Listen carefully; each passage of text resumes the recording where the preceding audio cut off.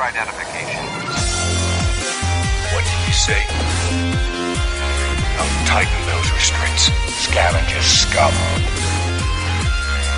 We don't need to see his identification. I will remove these restraints and leave the cell with the door open. My lord.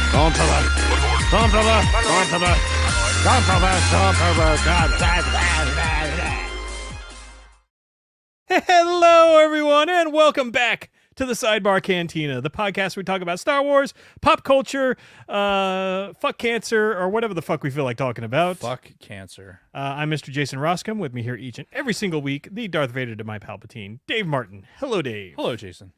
So I gotta start by asking, why fuck daylight savings? Because we just had the good one, yet you're still angry. I don't want it at all.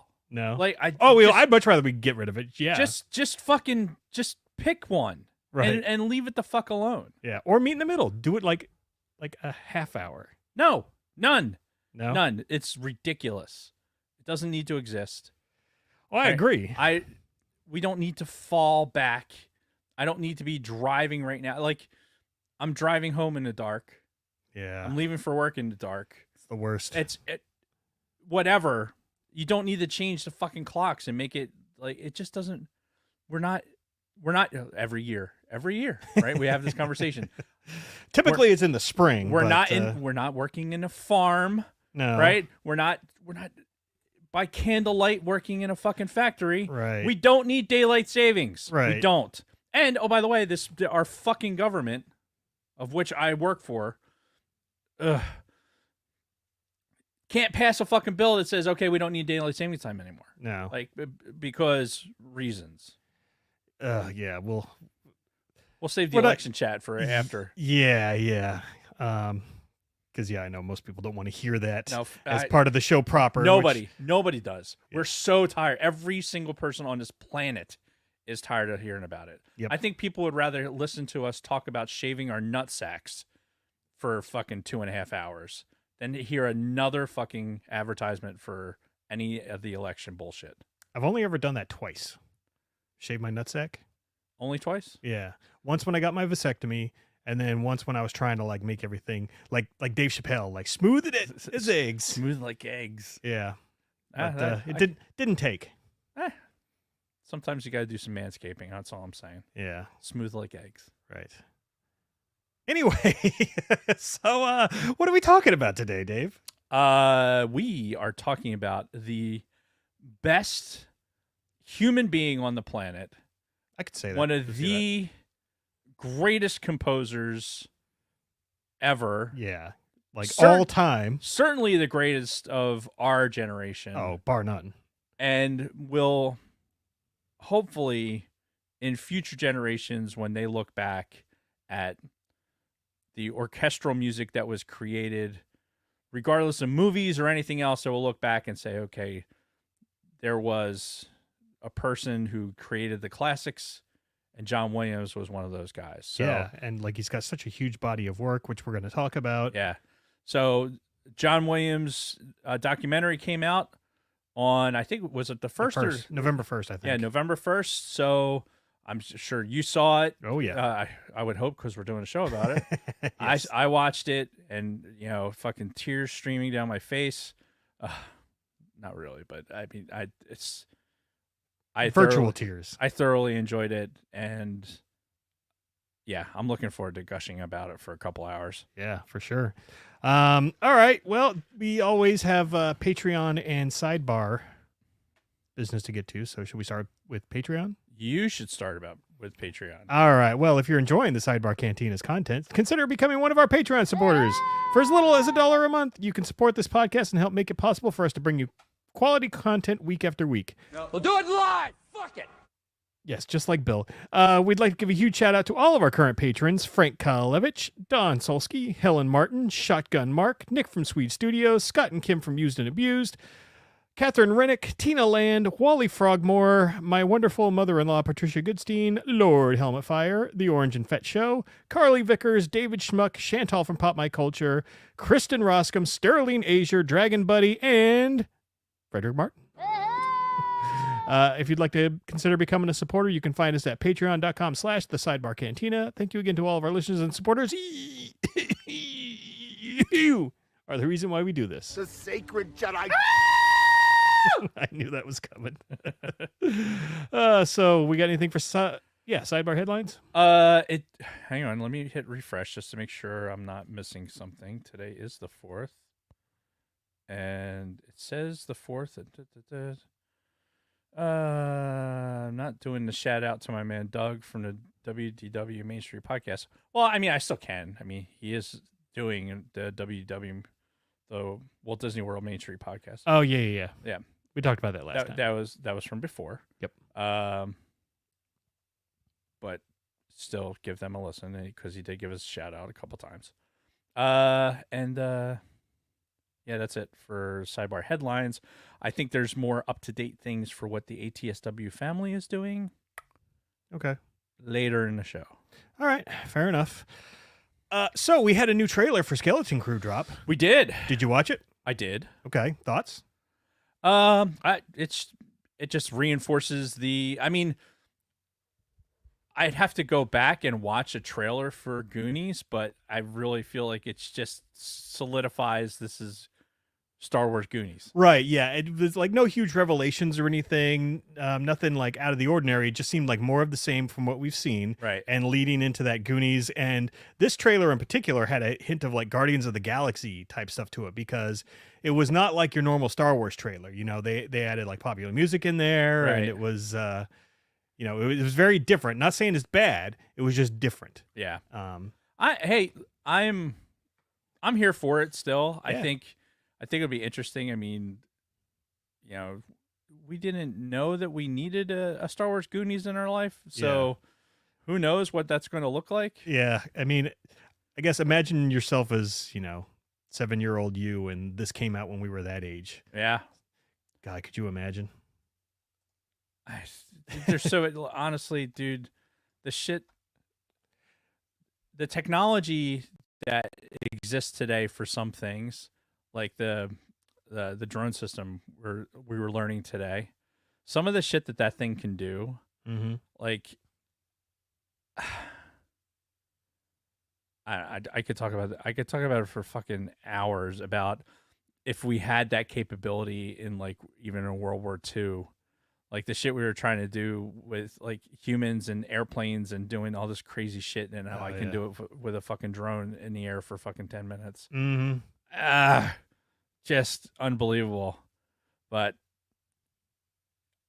Goonies via Star Wars, let's do it. Yeah, Let's fucking go. I'm all in. When's when is this supposed to come out? Early December. I think we're just a hair away from a month out. Just a little ball hair away. Yep, nut hair. What is this thing? Skeleton Crew. Skeleton Crew. Yes. I'm at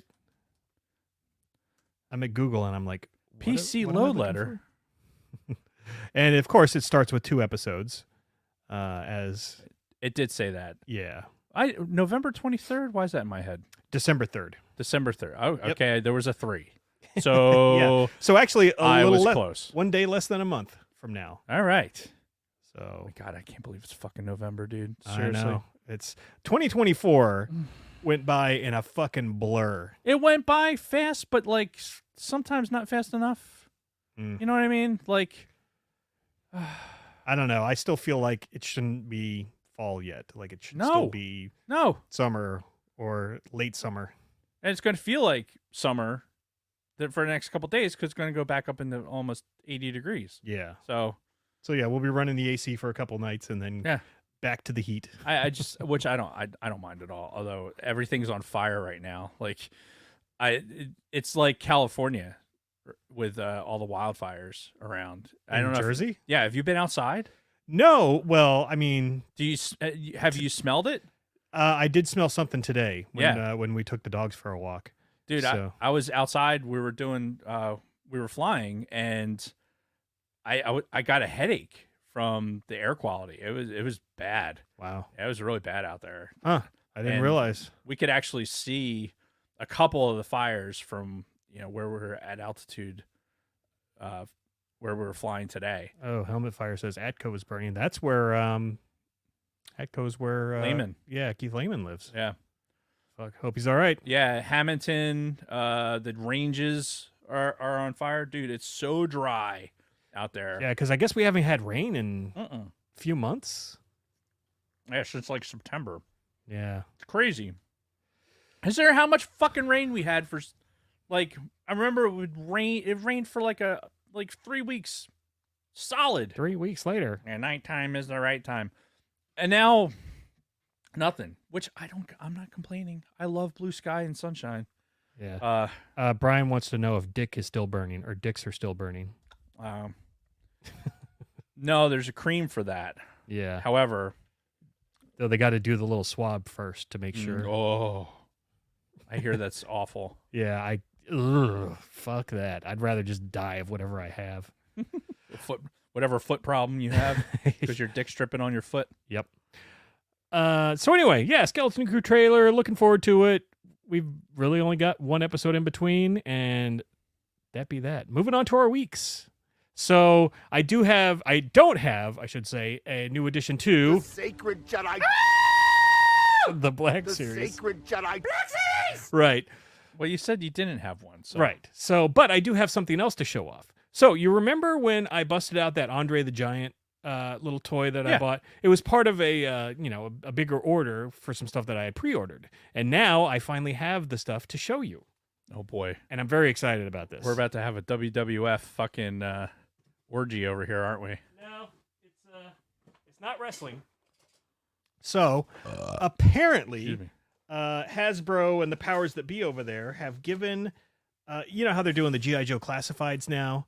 Yeah. And they also have those weird retro figures that are like the 3 3/4 inch. Yeah. But the arms don't really move that much. They're like the old Star Wars toys. They from don't the move 70s. as much as the original G.I. Joes did. Right. So they're missing the point. Yes.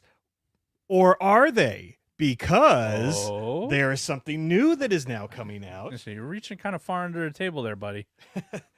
So somebody else got the rights to do the O-ring versions of G.I. Joe, the original with the movement of the arms and the reaction. Reaction, I guess, is the. I don't think it's the name of the company that's doing it, or maybe it is. Either way, or because it's got Super 7 up here, Right. and then it's got the reaction down at the it bottom. has a Hasbro thing on it. Yeah, because it's like licensed by Hasbro, but this other company is who's making them now. And so that was Snake Eyes that I just showed Dave for the audio listeners. And here's the original Snake Eyes. Because the color. Well, yeah, he's in the comic book colors, right, as they say. And then right here is a new Cobra Commander with the silver visor. And yeah, again, these are all in the 3 3/4 inch style with the old fucking 80s versions of the G.I. Joe toys with the O-rings and the bendable arms and legs. And he's got the weird gun. That's funny. Yeah. And then the last one that I got, because there hasn't been too many of these released yet. I think there's only a handful. I'm only missing like 2 right now because they just started releasing them. But the other one that I got was the twins. Yeah, Tomax and Samod in business gear. They're in full business attire for reasons. With their might as well be wearing fucking ascots. Right. But yeah, so they're coming out with this whole new line of the classic figures in that classic style. So I don't know what this is going to do to me.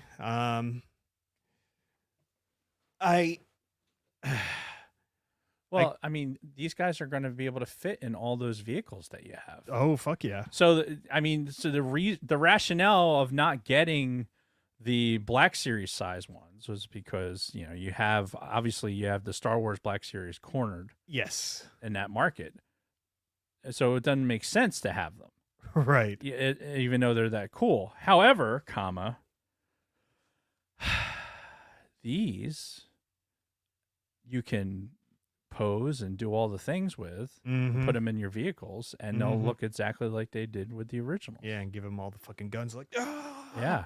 I mean, seems like it's a win-win to me. I don't. Well, everywhere but my pocketbook, but right. Oh, I mean, you know. And what as you cube out of, of the space. I know. Like we're really running out of space here. Yeah. I've got so much shit. But either way, I love the fact that they're doing this, but I also don't love the fact that they're doing this because, you know, It's one more thing.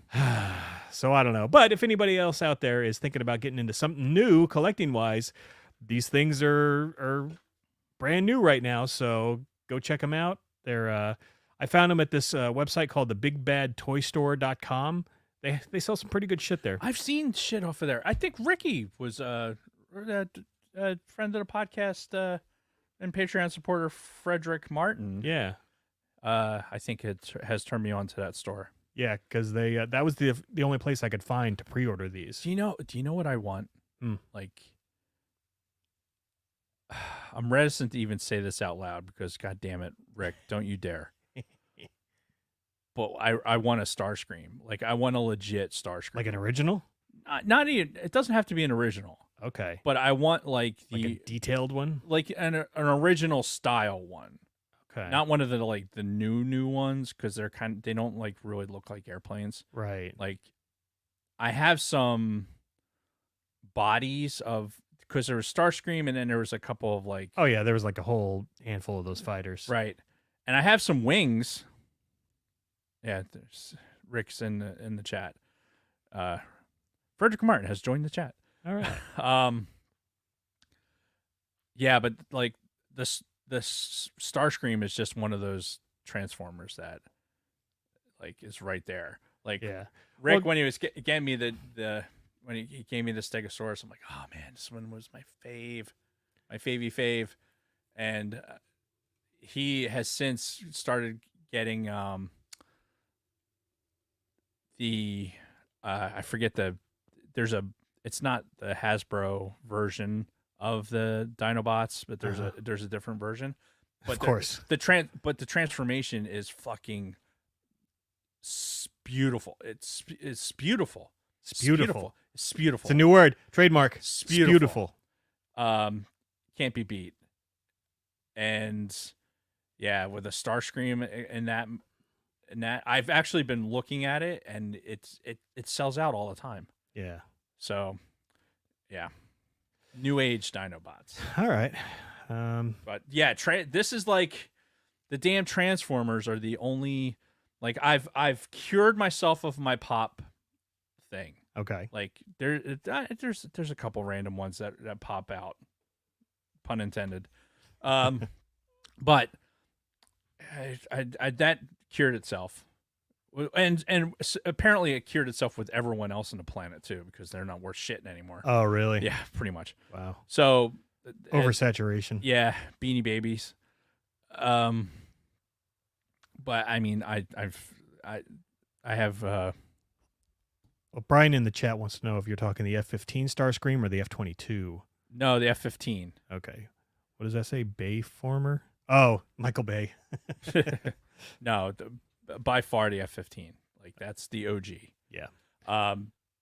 Yeah. Obviously, Lego has my full and undivided attention, but Transformers are right there. Yeah, because they're fucking everywhere right now too. Like if you go down a toy aisle at like a Target or a Walmart or something, it's so many fucking Transformers. I know. When I go to the Target and I'm going down the Lego aisle and I come up the other side of the Lego aisle, then I go down the next aisle. Guess what's there?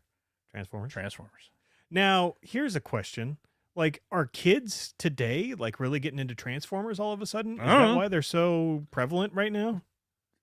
Or are they just looking for us, the Gen Xers who has grown two up? thumbs and whose youngest kid is 25? This guy. So I have no fucking idea what kids are buying right now. Oh, speaking of which, talking about something for my week, I now have 2 adult children. That's scary. Yeah. I know this has, been there and done that for you, but It's still scary. Like, yeah. I remember when your kids were little. Yeah. So now 2 of them are adults and one of them isn't going to be too far behind. So, fucking hell. We're earning our gray hairs, man. Yeah, no shit. Anyway, so yeah, that's really it for my week. I do have some election stuff to say at the end of the show. We're not going to do it in the middle because we know people don't like that. Yes. But after we close up and read any last headlines or whatever, then we'll have some election discussion as Dave is saving the files for the pod and all that. Yeah. All right. So that being said, what about you, Dave? So the two big things, I was trying to find something positive. Your You know, balls. for 3 weeks, smooth like eggs. Although not currently, which is a problem. Is it a problem? That's a discussion for another time. God, I'm a mess. So while we were on this brief hiatus because I suck and can't seem to get far enough away from work to make everything work. Right. Yeah, I had a birthday. That's right. Yeah. I took my last step towards 50. So Oh, you're 49 I'm now? 49. So oh no. so 50 is it's the target. It's right there. Then this is the year, man. This is the year you got to go like ape shit. Fucking do some lines of coke, like go fucking skydiving. That would Because you're just gonna be an old man after this. doing a line of coke would be more dangerous to me than skydiving, I think. Your heart might not be able to take it. Yeah, that bad. Nothing good is going to come of that. All right. Yeah, it's dude. With all the other things that are kind of going on in my life right now, like the idea that 50 is right in front of me, it's look. We all know that age is just a number and blah blah blah blah blah. Right. Whatever. And I'm really good at giving that advice, and I'm really really bad at listening to at taking it for myself. But the reality is that when you're hitting milestone ages, and you're just kind of thinking about, like, I know what I'm thinking about. I'm thinking about how how old my grandfather was at certain milestones in my own life. Right. So I was like, oh, if he was this age how old was I when he was this age? And kind of like watching those steps go through and thinking about yourself now at those ages that he was. And the milestones that are still to come. Yeah. And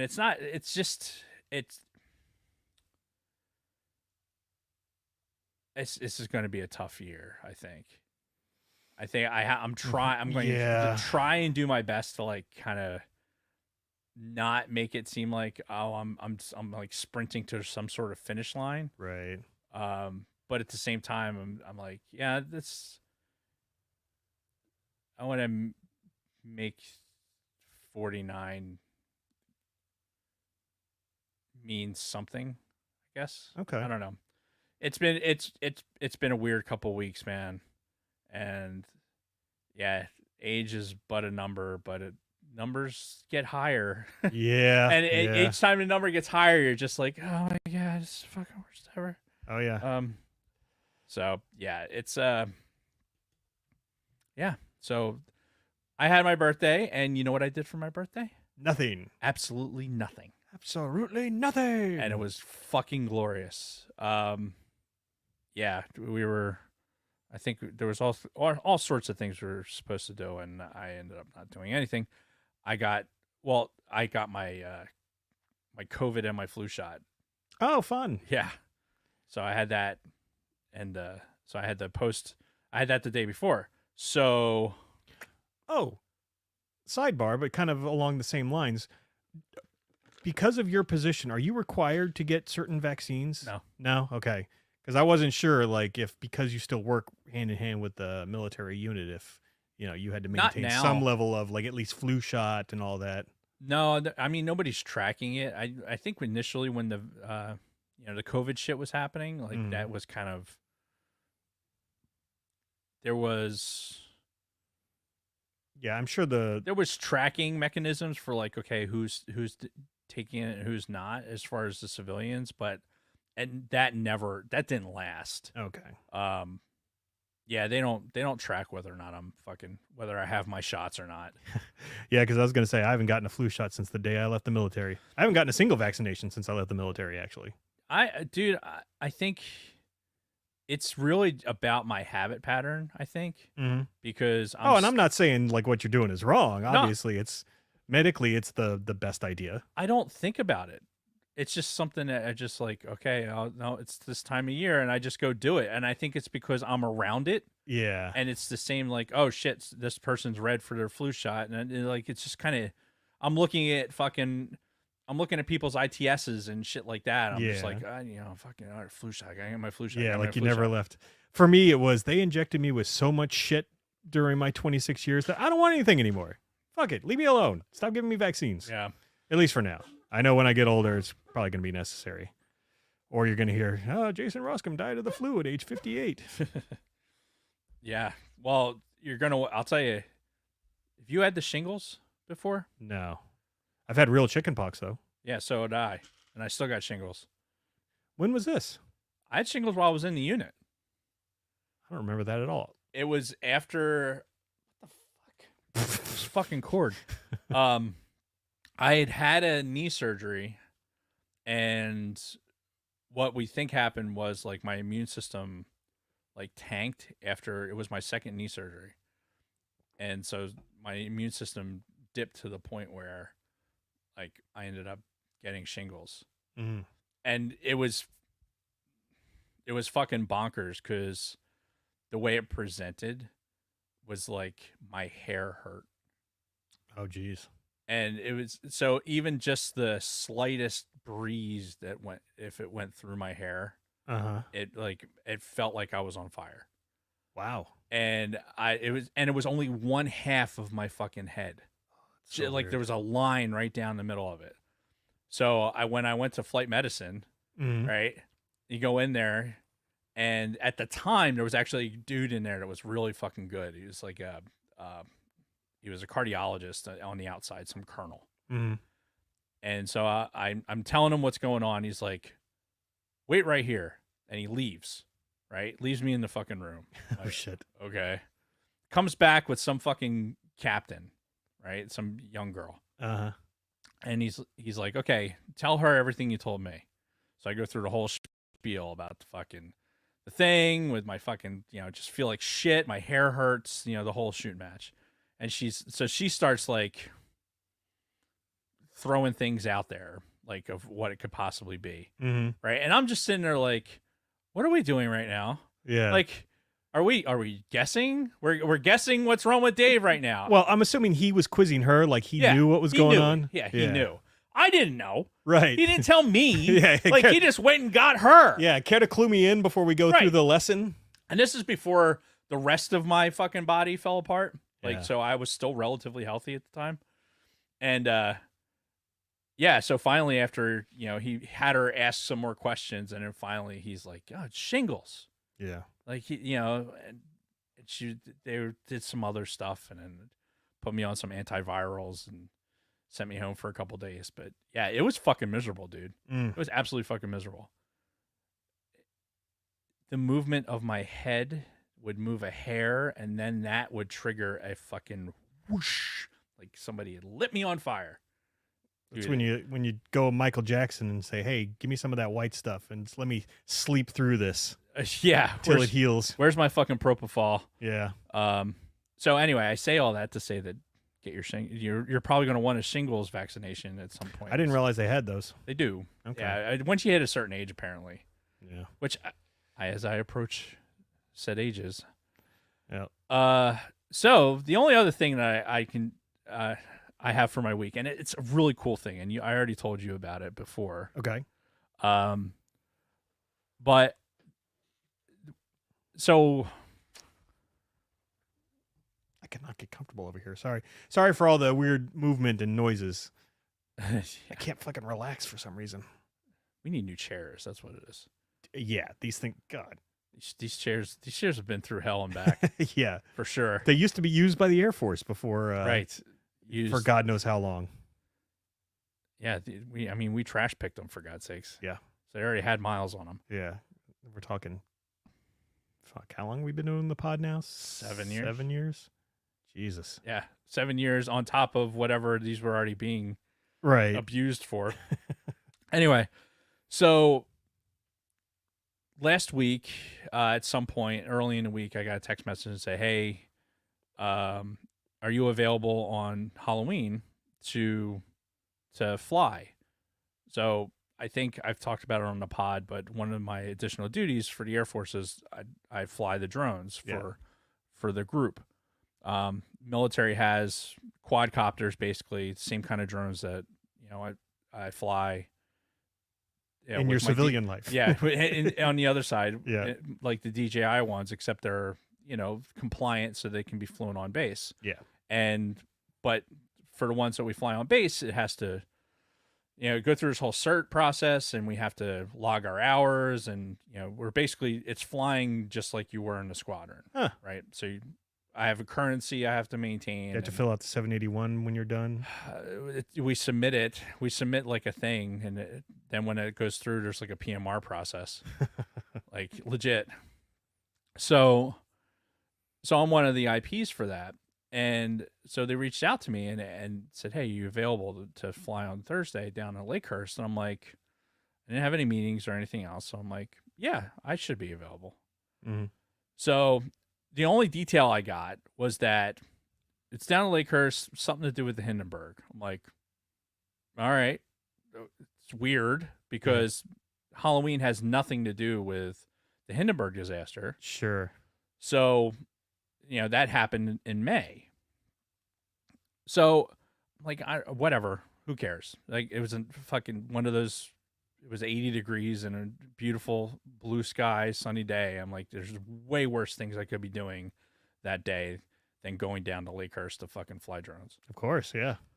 So I show up down there, and as it turns out, the what was going on was the Discovery Channel, a show for the Discovery Channel was filming, and they wanted to fly their drones for a part of these shots, for the establishing shots, and they weren't allowed because they had the DJIs, these Chinese made drones, and you're not allowed to fly those drones on base. Right. So they're like, we want to fly these drones. No, they tried for a waiver, couldn't get it. So then they tried for a helicopter, cost prohibitive, couldn't get that. Yeah. So then it was like, well, we have these drones. Can you guys fly them so we can get these shots? So I ended up flying drones for this show and getting these like establishing shots of Hangar 1 down at Lakehurst for this Discovery Channel show. Nice. And it was really fucking cool. There was a producer and there was their camera guy. And the show, I'm pretty sure, oh God, did I write it down? I'm You didn't tell me. I think it's called like Mysteries of the Abandoned Hidden America. It's a Discovery Channel show, and they if you watch like the trailers of it, you can see like how they have these like drone shots where they kind of pan around, and you have these like just these establishing shots or whatever. Mm-hmm. And that's basically what I did. I flew around Hangar 1, which is this ginormous fucking hangar. Now, anybody that's been around southern New Jersey knows of what Lakehurst is because of the Hindenburg, and they know these ginormous fucking hangars exist there, right? Yeah, because you can see them from so far away. Yeah. Like if you're on any kind of like elevation. You don't have to get up very high at all to see that these hangars are there. Yeah. And we actually took Don and Brady when they were here. That's right. We brought them on base, and because obviously Lakehurst is still an active base. Mm-hmm. And when Don and Brady were here, we brought them on base, and we actually showed them, okay, this is the site where the Hindenburg disaster was. Which, in my mind, I mean, look, I'm an airplane guy and I'm a history guy, so it was, to me, it was pretty cool. Yeah, I think they appreciated it too. Yeah, I mean, who else can? Just one of those things that I don't think a lot of people get to see or even think about. Yeah, Yeah. And we've all seen that fucking video though. Oh, yeah. And thank you, Led Zeppelin, for fucking putting it on an album cover. Right. But what they were more interested in, it wasn't necessarily the crash site. It was more about the hangar itself. Like Hangar 1, that gigantic hangar that's in the background when you see the Hindenburg coming down. Mm-hmm. And Hangar 1 was built, it was built in 1921. And it is, dude, it is so much bigger than you think it is. Like it is like, oh my God, this hangar is huge. Yeah. Right. And then you go in there and you're like, this is the biggest fucking thing I've ever seen. And I've been in the fucking Boeing hangar at Everett. Ooh. And the difference between those two things was like the Boeing hangar was like, it's wide and flat. Right. Whereas this, it's just this big open curve like this. Mm-hmm. And there's just stuff on the bottom. They have a mock-up of a aircraft carrier deck in there. No shit. For like training. So like half of it is like this aircraft carrier deck. There's a couple of fucking jet aircraft sitting back there. Yeah. And then the other half, of course, it's horizontal surface. So what are we going to use it for? Storage. So it's all storage. But then there's 200 feet of empty space. Right. Going straight up. Because it's so big. Yeah. So it's 200 feet, you got 200 feet tall. It's 300 feet wide and 960 feet long. Damn. You could fit the entire Titanic in that building. Mm-hmm. Open the hangar doors, slide in the Titanic, close the hangar doors, and have room to spare. That's how fucking big. Just picture in your mind putting the Titanic in a structure. That's how big that fucking hangar is. Impressive. Just mind-blowing. Absolutely fucking mind-blowing. And we got to, because this was this Discovery Channel thing, they had the historian for the base historian was like doing the interviews. And he had, access to parts of the building. We ended up going up into like one of the stairwells, and I got to go up like 185 feet to almost I could have went to the very tippy top of this thing, but fuck that. So I went high enough. And I'm assuming this is just like, kind of like the grating where you can still see through it and all the way down. By to the the time bottom. you get up that high, yeah, it starts getting sketchy. Like there was a couple areas where the catwalk was still fucking plywood.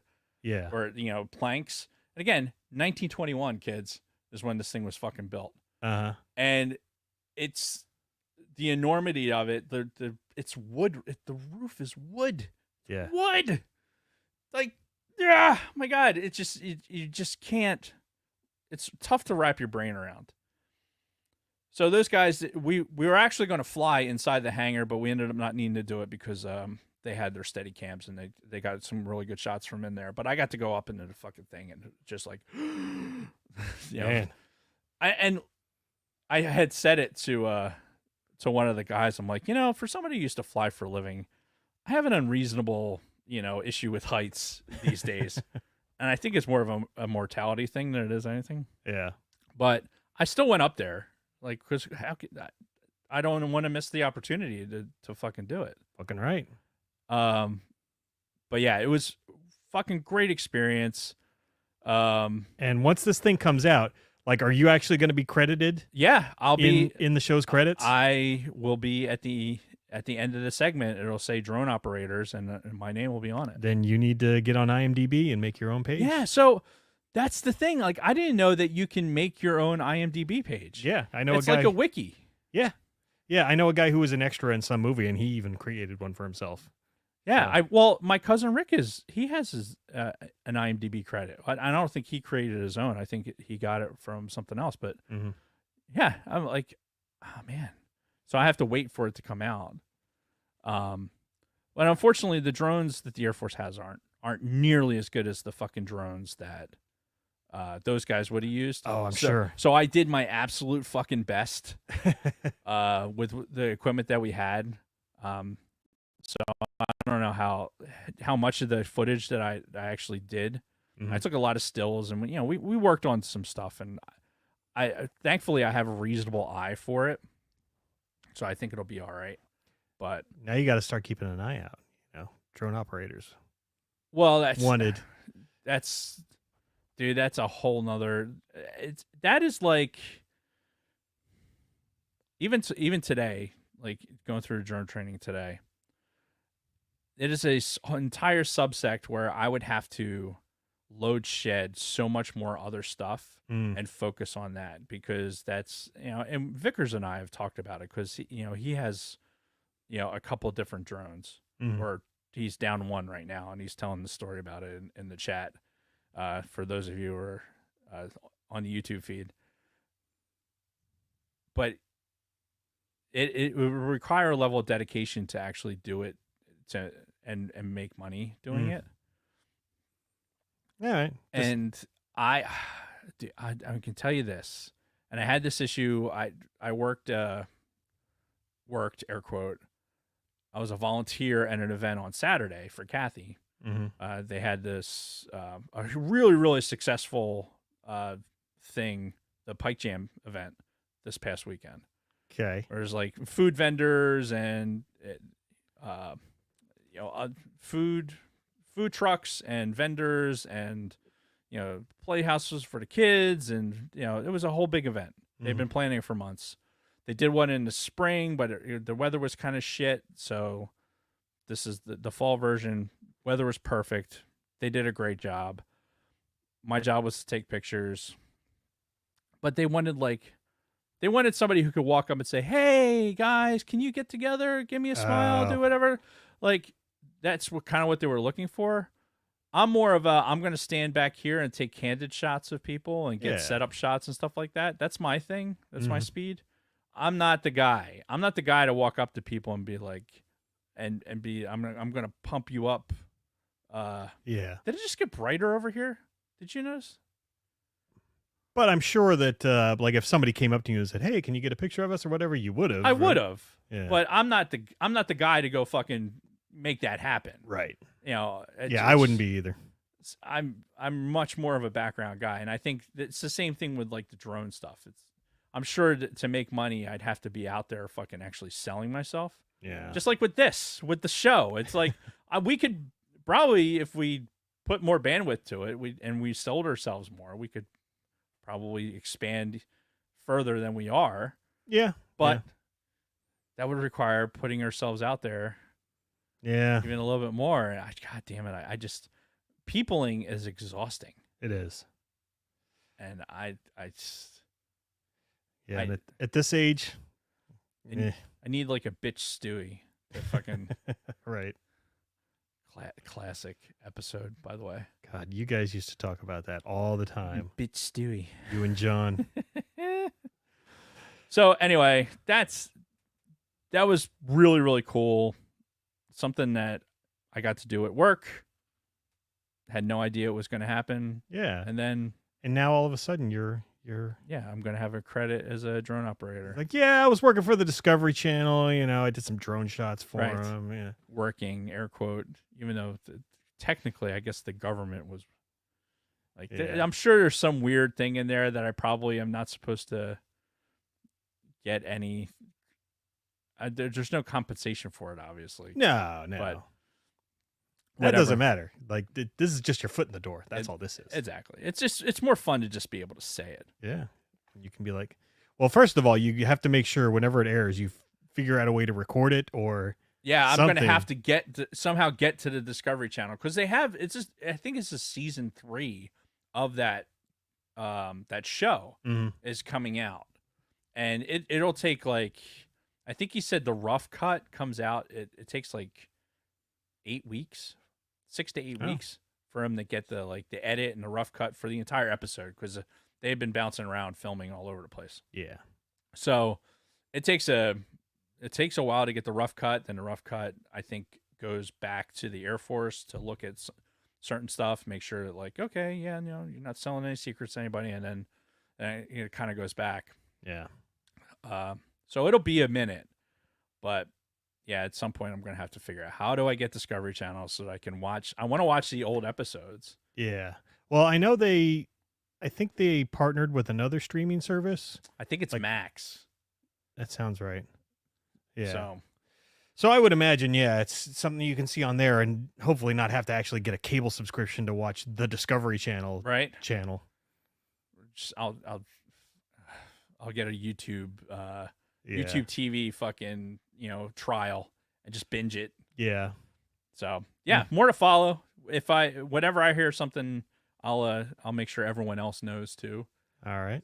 So yeah, it was fun. It was really fun. Good. Good positive thing to come out of out of the past weeks. Out of the chaos. Yeah, All right. Is that it for your week? that is it for my week. All right. You want to talk about another really positive thing? John Williams? Yeah, fucking John Williams. Yeah. So this documentary came out. First of all, you don't need a pee break or anything, do you? Not yet. Okay.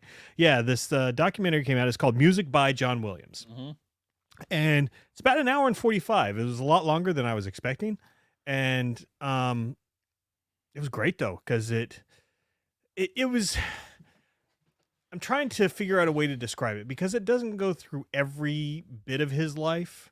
You probably need a 3-hour or more movie for that. Yeah. But it hits some important milestones in his early life, leading up to when he starts getting picked up by Spielberg for some of his first movies, and then falls in with George for Star Wars, and then just this whole fucking thing that he had come after that. But also some of the shit that he did before that. Yeah. Like he did a whole jazz album that now I want to find and I want to listen to. Yeah, which I couldn't find on Apple. No? because I was looking for it. We'll get into it a little as we kind of get through more of the episode. Yeah. But I couldn't find the jazz stuff. I did find some of the other orchestral stuff that he put together. Yeah. The non-movie orchestral stuff, and I was able to listen to a bunch of that.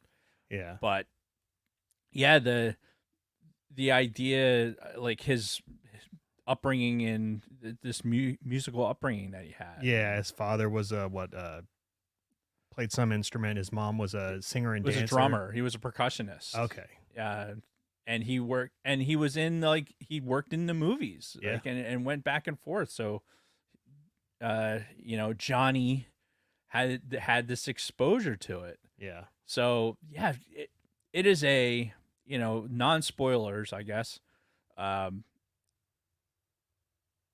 It is it's a fascinating look into the life of somebody who he hasn't passed, No. right? So Because and we're seeing all these brand new interviews with Yeah. him and Lucas and Spielberg. yeah, there is some archived interview stuff Oh, that sure, they yeah. put on there, but yeah, it's him at home at one of the original pianos. Yeah, the one that he composed all of his original stuff on. Yeah, and I think we're extremely fortunate that something like this could get done Yeah. before he passes, so that you Yeah. can get some perspective 'Cause- on some things. Yeah, because what is he, 94 now? 94. 94, I think so. 94, 94, Got it. 90, 90, I'm assuming you're looking it up. 90, Yes, I am. 94, How old is he? 92. 94. Sorry. Almost. Yeah. 94, Oh, he was born February 8th. 94, Why does that sound familiar? What else happened on February 8th? 94, I don't know. He's 92. 94. For fuck's sake. Yeah. Anyway, so he's 92 now. I haven't hit that one yet today, so Okay. But yeah, anyway. February 8th. What else is February? Yeah, what is February 8th? Yeah, that sounds so familiar. Like something. It's John some kind of Williams mile. Day. It's got to be. That's It's John Williams Day. Yeah, obviously. February 8th. From now on, John Williams Day. Yeah, so this came out last week, or just a few days ago, technically. And yeah, it's on Disney Plus. You can stream it with your normal Disney Plus subscription. And when we're done talking about the movie, we're going to talk about our top 5 favorite John Williams non-Star Wars tracks. Right. Because I think we had talked about our top 5, including the Star Wars, Yes. in a previous episode. Yeah. So this is just non-Star Wars. Right. And, my list has certainly changed, especially after watching this, because I have those moments where I'm like, fuck, I forgot he did this too. Yeah. Or, oh, I didn't realize he did that, or I had like totally forgotten, like the Sunday Night Football theme. Right. And no, we're not talking about the Faith Hill song. We're talking about the Football Night in America. How does that fucking theme go? Is it that one? That's the Monday Night Football one. Oh. Yeah. Anyway, he's done a lot of shit. And our top 5 list will probably be pretty interesting. Now, I wouldn't be surprised if he did that one too, but that's not the one I was thinking. Oh, it was the That's the one. Yeah. So anyway, let's get into the movie a little bit. Yeah. So first of all, we get this intro, this like, I don't know, like 5-minute intro where they're really like going back and forth to all the different parts of his life. You get quick flashes with, a lot of the people that did interviews for this. You got Spielberg in there. Spielberg is a big part of this whole thing. Yeah. Because he was a big part in John Williams' career. Yeah. After you watch this and you realize, Yeah, Spielberg is an important catalyst in what made John Williams as successful as he is. Yes, absolutely. And they have all these people, like I said, J.J. Abrams, Steven Spielberg, George Lucas, Ron Howard, and then mixed in there is that fucking dude from Coldplay. Like, of all the people. Well, he is using some, the entry music for E.T. Oh, yeah. We used it when we walk out to the stage. Okay, that qualifies you for fucking being on my documentary here, and I don't know. Maybe there's some other connection that we don't know about. Yeah, because I mean, I get it. Like, I know Coldplay, they try to use a lot of different instruments and blah, blah, blah, blah, but fuck, get Coldplay off of my John Williams documentary. Like, come on. What is this? It was interesting. I didn't understand why he was there necessarily. I don't have something against Coldplay. No, me either. There was other random people that were in there too. I mean, he is a musician, a pop musician that is appreciating the God. And listen, you say that, but then they're showing somebody who is obviously an accomplished musician, right? Coldplay is not it's not a band, a one-hit wonder band, right? No, definitely not. They've been around. They have a following. Yeah.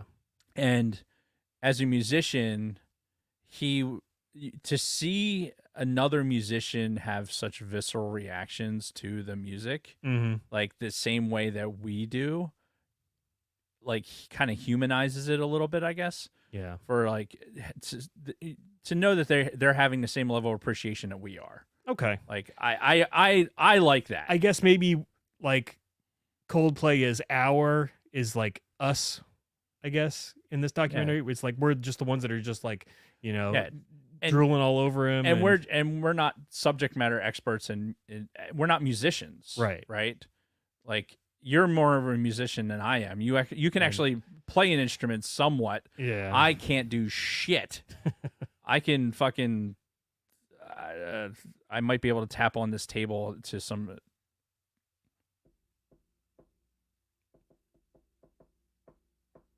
I can play chopsticks. There you go. That's it. Done. You've reached the epitome of my musical ability. Right. So, but what I'm saying is maybe that this guy from fucking Coldplay is like the audience. He's kind of telling us as an audience member, this is how he feels hearing the John Williams. Yeah, we also have perspectives from a guy who is one of the violinists on was it the Boston Pops or the? Yeah, I think so. He was in one of the. I'm pretty sure it was the Boston Pops, but he was one of the violinists that was kind of sitting in the back, just like, I'm a violinist and fucking I'm playing John Williams music right now. Yeah, it's just like absorbing the moment. Mm-hmm. And was that the guy? No, I think that's a different guy who was when he called him. He's like, hey, we want the best violinist around. And he said, "I'll think about it." Yeah. No, that was another. Oh my God, we got to talk about that guy though, because,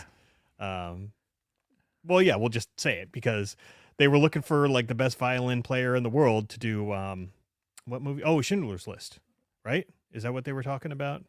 Yes. And they call him and he's like, oh, okay, yeah, I'll think about it. and he's like goes and tells his wife, like, yeah, they offered me this to go play in this movie Yeah, soundtrack. Steven Spielberg and fucking John Williams call him Yeah, to ask him to do it. yeah, Like, I'll think about it. yeah. And she's apparently his wife goes, "You'll think about it." Right. And then apparently very quickly he called them back and was like, "Yeah, I'll do it." Yeah, there's playing hard to get, and then there's being stupid. Right. Right. That one, you're being stupid. Well, and it's interesting because that's a common theme throughout this documentary is the traditional musicians versus the people that go Hollywood. Right? Because Right. I guess there, at least back in the day, there was a lot of animosity between the two. Because, the musicians who played in orchestras and everything else, they looked down on the guys that went over and did Hollywood stuff.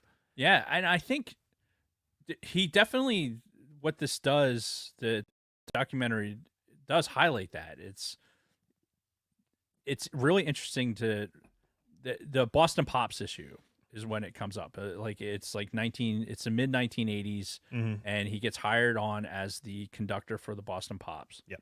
And which is a highly regarded orchestra. Mhm.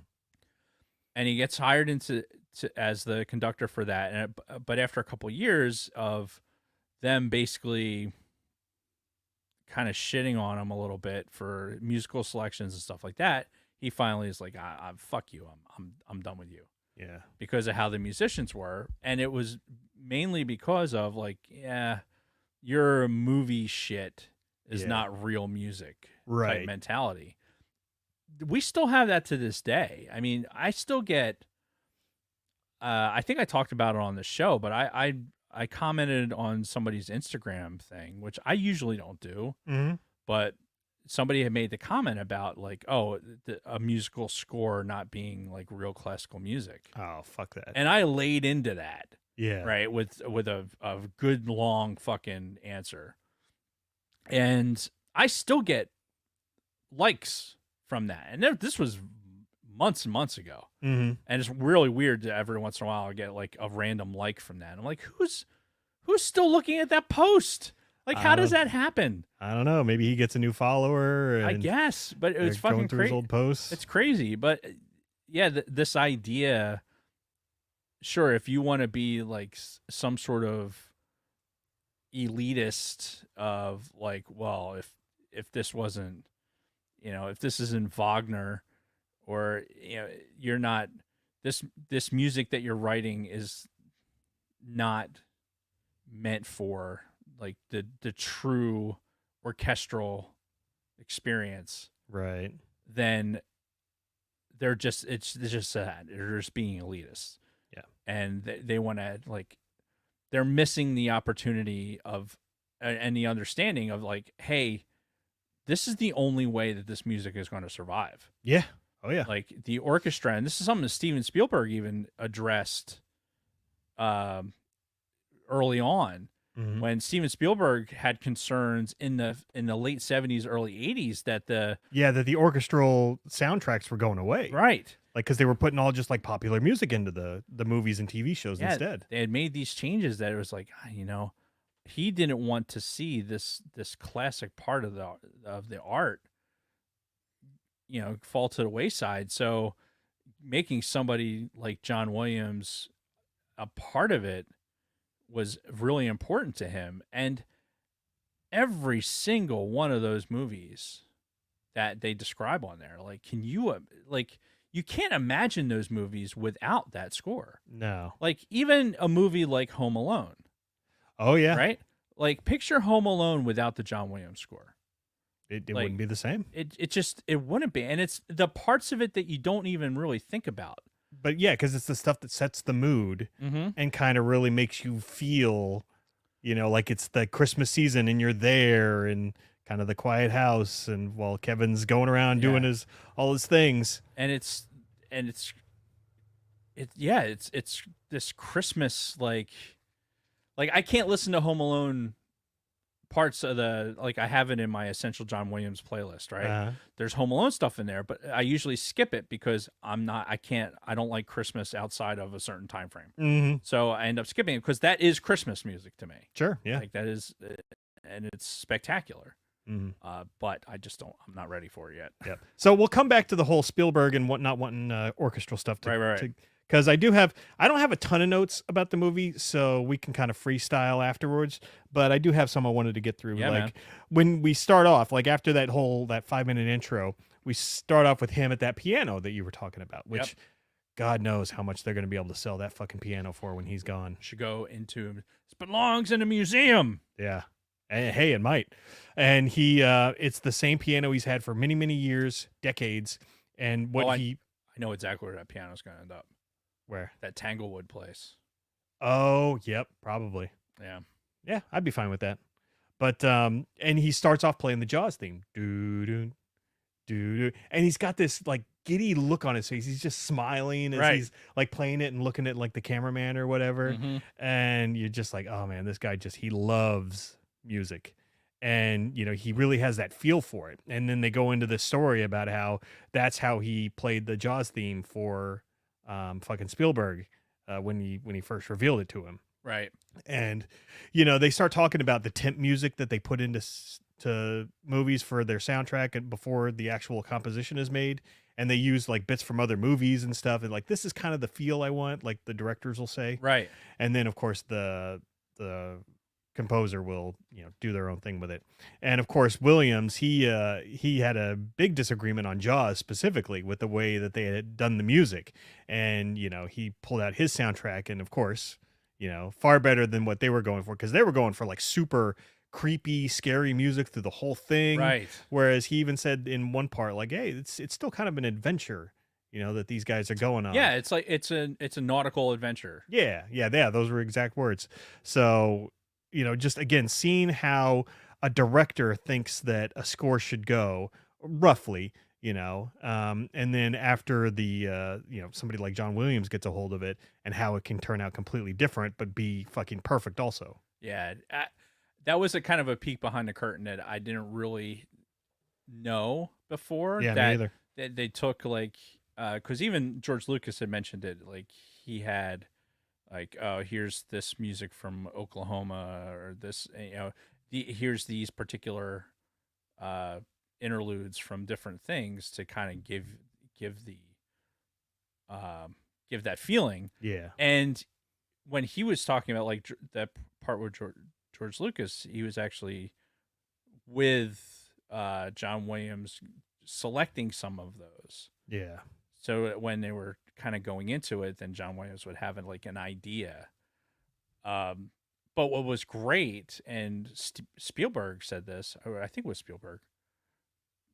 It might have been no, it might have been J.J. Abrams. I can't remember who actually said it, but it was when the director said, like, it was Lucas, because they showed that clip from oh fuck me, the twin sons. Oh yeah. Fuck, what's the name of that track? I think it was Twin Sons. But But yeah, it's the main Jedi theme. right. So they had John Williams written a different transition for that. Yes, and they played that. They played that, and it was like, oh my god, I can't imagine if that was the final. was the thing. And George is like, no, I kind of have a different idea for that.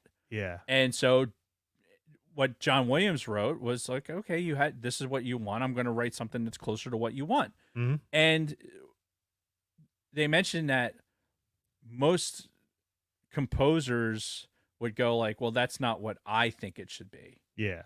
Instead, John Williams was like, okay, I'm going to make it what your vision is. Mm-hmm. Right. But he still has his own interpretation as well. Right. But I think, look at the directors who he worked with.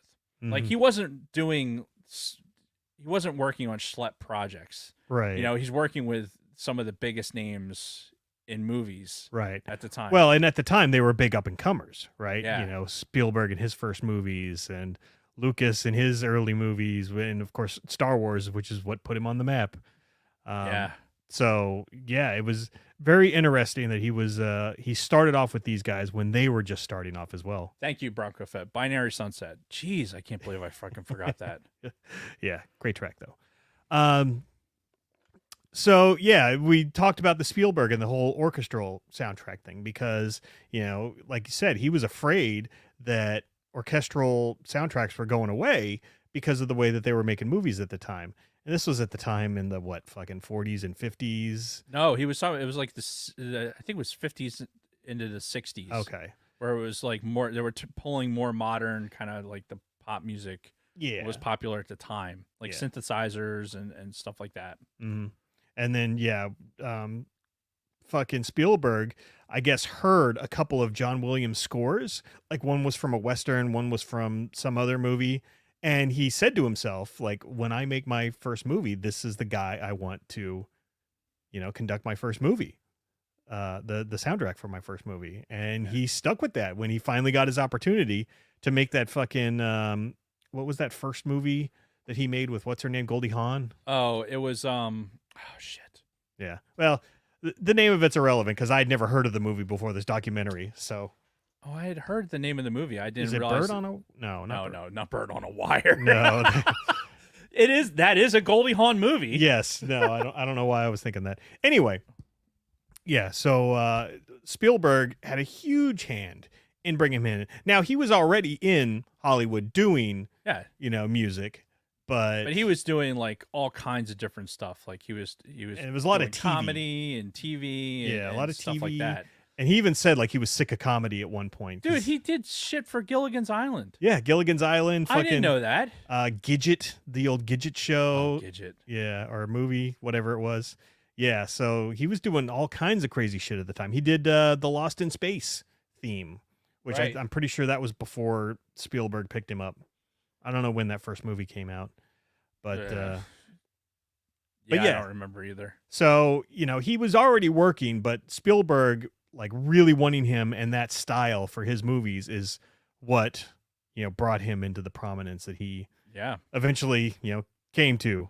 So that's just fascinating. I didn't know that before. Like I didn't know that Spielberg, had a direct hand in the trajectory of John Williams' career like that, aside from using him in his movies. Right. And it's somewhere in there when they say, okay, this is how we're going to do the score. And oh, by the way, we're going to rent the London Symphony Orchestra to record it. So John Williams at that point was like, oh, we're not only am I going to get to put all this together and conduct it, but I'm also going to be conducting the London Symphony Orchestra. Yeah, no pressure. Holy shit. Right. Well, and he keeps going back to like, I was just going to be a pianist. He's Right. like, I didn't think I was going to be a conductor or a composer, not conductor. Conductor's the guy that stands up at the front and He waves also the wand. did that. Yeah, but composer of music until, people started to ask him like, hey, can you like do this for us real quick? Right. Well, that brings us kind of to the story of him in the Air Force. Yes. Which I had no idea I he had was no in the idea. Air Force. None. And where'd they say he was stationed? It was somewhere familiar. Newfoundland. Yeah. St. John's. Yeah. So. Which is fucking bonkers, first of all, to fucking stick him up there. Yeah. And it's like, all right, only thing that's going on up there is some, you're either in missile defense or doing whatever, but he was in the band, of course. Yep. And yeah, he gets up there, and while he's doing the band bit, he had done some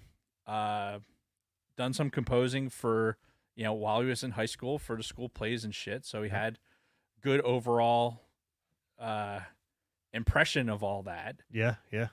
And they talked about they had a Canadian, I think it was a Canadian, Yeah. it's like a Canadian tour, something or other. Like a Canadian like documentary maker or something up there at the time. Yeah, That he kind of got in touch with. well, they made a video and they didn't have a score for it, so they came to him.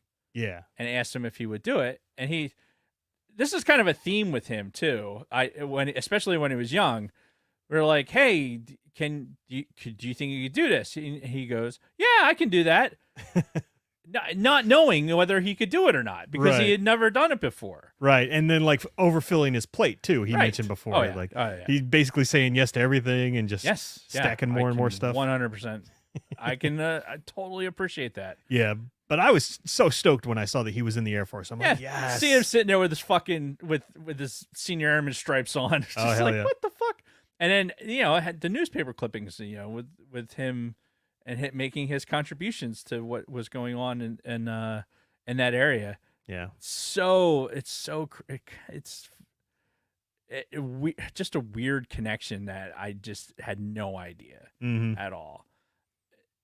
Yeah, just fun. And it made me wonder, like, did so when we were down in Gunter for the senior academy, they have a museum there, like an enlisted museum Mm-hmm. that's there at Gunter Annex. It's down by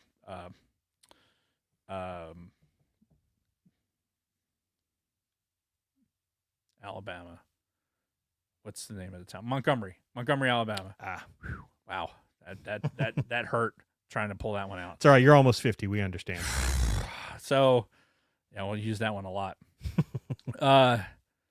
Anyway, so in this museum, they had like a wall of all the famous enlisted airmen, basically. Uh-huh. So it had like Chuck Norris was on there.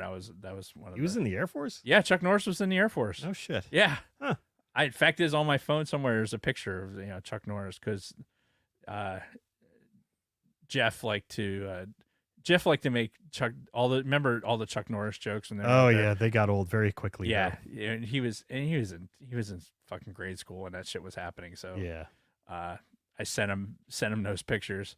But yeah, George Carlin, Morgan Freeman, Bob Ross, like all those guys, they all had their picture up there. I don't remember ever seeing John Williams' picture on there. Yeah. Because you think that would have stuck out if you had seen that. Maybe somebody needs to revisit that Wall of Fame. Yeah, or somebody needs to email him and be like, "Yo, yeah, you're missing kind of a big entry here." Yeah, assholes. So throughout all of this too, they go through a lot of the different movies. Like a lot of the beginning is focused on Jaws, and I figured now I might as well give my confession. I've never seen Jaws start to finish. I've seen clips of the ending where he's attacking the boat and everything, but I've never watched Jaws from start to finish, ever. It's okay. Yeah, no, I don't think I've watched it more than once. Yeah, like in its entirety. Okay, so it might have to be something we revisit. We can, these days. Sure, especially if it's having an anniversary. Yeah, Jeff's girlfriend. That's one of her favorite movies all time. Oh yeah, Jaws. Yeah. Hey, chat people, let us know what year Jaws came out. It came out in.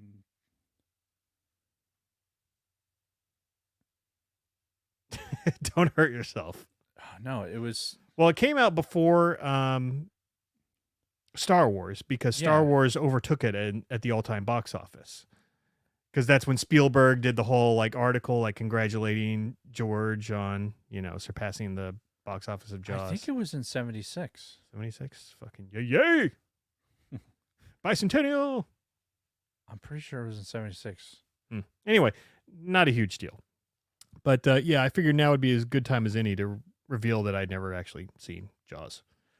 After the Air Force bit, they started going into the jazz stuff, and that's when they played a very fast clip of one jazz portion from that album that he did. And just that small clip, I'm listening to it, I'm like, I've never been a big jazz person, but after listening to that, I'm like, oh, I need to go and find this and listen to it. Of course, you said it's not on Apple Music, which is very disappointing. Yeah. And this came out around the time he was doing other stuff as well, around the time he was doing movies and everything else. And the same thing happened with, I can't remember the movie.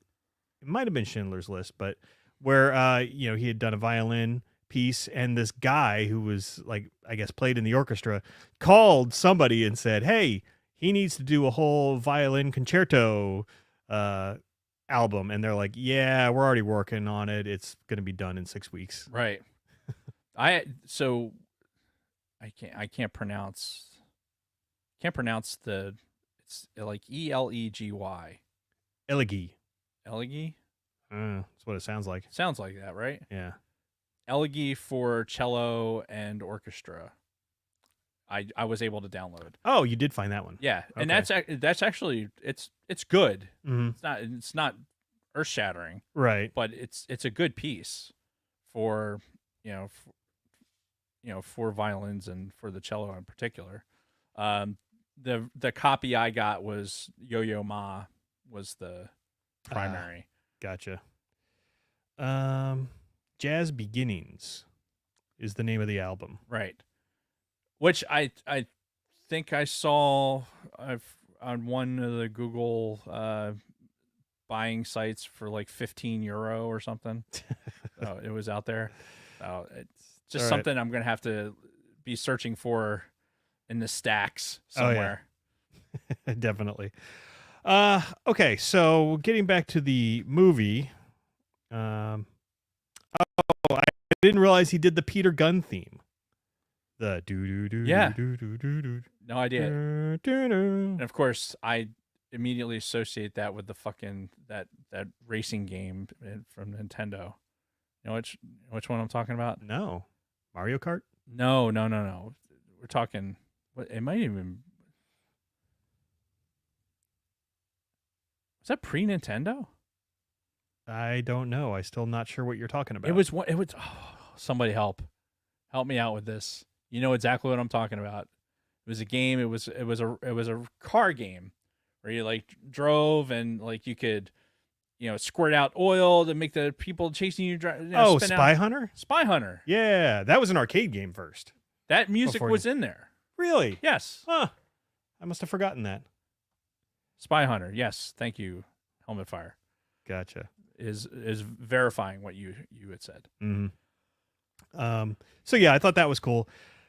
They started talking a little bit about his childhood. Well, they talked a lot about his childhood. I'm not going to go into that, but then they started talking about him and his wife and his kids.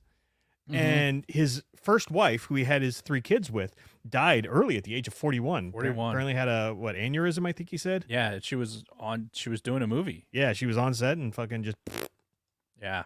so not cool. And then of course he even mentions, like, even before this, like, I was spending a lot of time working at the studio, intentionally staying away from home because of all the distractions and Right, everything, which right. I mean, I understand, but at the same time, what they say later makes it sound like it created a big strain between him and his kids, because they start talking about them a little bit. Like he had to stop working and go home and take care of these 3 teenagers, he said.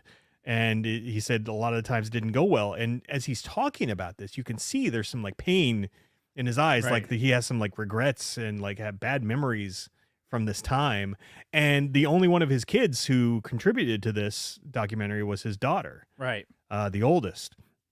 So I'm wondering if like he's, to this day has a strained relationship with his 2 sons, based on what the fuck happened, when they were younger. But like he even said like he gets too emotional when he talks about it, and like he looked like he was about to cry, honestly. Yeah, I mean, it was definitely a part of his life that he obviously probably didn't have those regrets until she had passed. Yeah. And by that point, his daughter had already more or less assumed the role of Yeah. taking care of, Yeah. which without the death of one of those individuals, I can understand having to assume that role. Oh yeah. And what kind of strain that could put on that relationship, Mm-hmm. for somebody who was just so involved in their work, it is a challenge, especially for somebody with that level of creativity, Mm-hmm. and when he's sitting at a piano, having like just coming up with everything and then handwriting it. Yeah. That's something he talked about too, is like every note that was done, he hand wrote. Yeah. You know, even to this day, he does it. And he says it's definitely not as fast as some of the people are doing it now. Right, because it's all digital now. Right. But he's still, you know, like experimenting with stuff, writing down the notes, Yep. playing it again, writing down the notes. Which for a fucking 92-year-old dude, like even if this was last year, say he was 91, as somebody in their fucking 90s, he still plays the piano pretty fucking well. Oh, I'd say so. Like I can't fucking get my hands to stay wrapped around a goddamn crescent wrench for more than a couple of minutes. yeah, my medications kind of give me the shakes now. Sorry. Yeah, I can't keep my hand steady for shit. To get around on the piano as good as he is, I like fucking awesome. Yeah. And it's so funny to watch him in these interviews and everything because he doesn't have an aura of 92 to him. Mm-mm. He's spry. He's still very active. Like he's still working. And that's probably part of the reason why, you know, he's still alive. Because one thing I noticed, a lot of the candid pictures they would have of him, he was either like smoking cigarettes or cigars. And Yeah. I'm like, and this motherfucker is still 92 and going strong. So, you know, there's something to be said about that whole you slow down, you go down kind of thing. Yeah. Like he has stayed active this entire time and he's still fucking kicking. Yeah, and he's like even towards the end when he was walking around on a golf course with his daughter, which Yeah. hey, say what you will about golf and you know being an elitist sport and everything else. The reality is that if you're going out there and even if you're in a cart, you're still doing a considerable amount of walking. Oh, yeah. And the act of swinging and staying loose enough to be able to swing a golf club, it's good things for your back, for your hamstrings. Like there's parts of your body that there is a huge benefit for. I know for my grandfather, somebody who had a horrific back from all the jumps that he made Yeah. as a paratrooper in World War II, like honestly, if he didn't play golf as much as he did, that back would have killed him far sooner than he did. Oh, yeah. So yeah, playing golf, getting out there, you're being outside, you getting some exercise, and you know, there's something to be said for it. Oh, yeah, for sure. Find your thing that's going to keep you active, because as soon as you get sedentary, that's it. Yep. It's something I've been thinking about a lot, actually. So the next note I have in here is, Dave, when are we going to the Hollywood Bowl? Because apparently he plays the Hollywood Holy Bowl shit. every fucking year. And I had no idea. Yeah, neither did I. And then I see this, like, he's like, oh, yeah, I do the Hollywood Bowl every year. I'm like, why am I not there? Dude, I wonder how hard of a ticket that is to get. Probably pretty tough. But I want to at least try. Right? Because I think that would be awesome. With the lightsabers and everything. Yeah. And just like, oh my God. I had no idea. Yeah. No idea. Yeah, me either. And if he's still doing them, then I already Googled once and I couldn't find anything.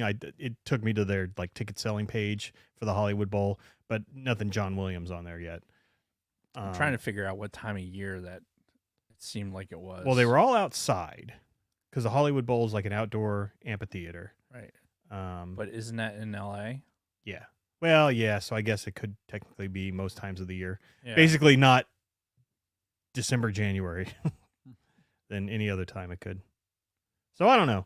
But either way, yeah, we got to do this. Like, because I know we've talked about before wanting to see him live doing something. I want to see him conduct. Yeah. And then, of course, if now it's become this tradition where people bring lightsabers and they swing along with the fucking Imperial March. Yeah. It's like, oh my God, that sounds so cool. Just to be a part of that it would just be, yeah.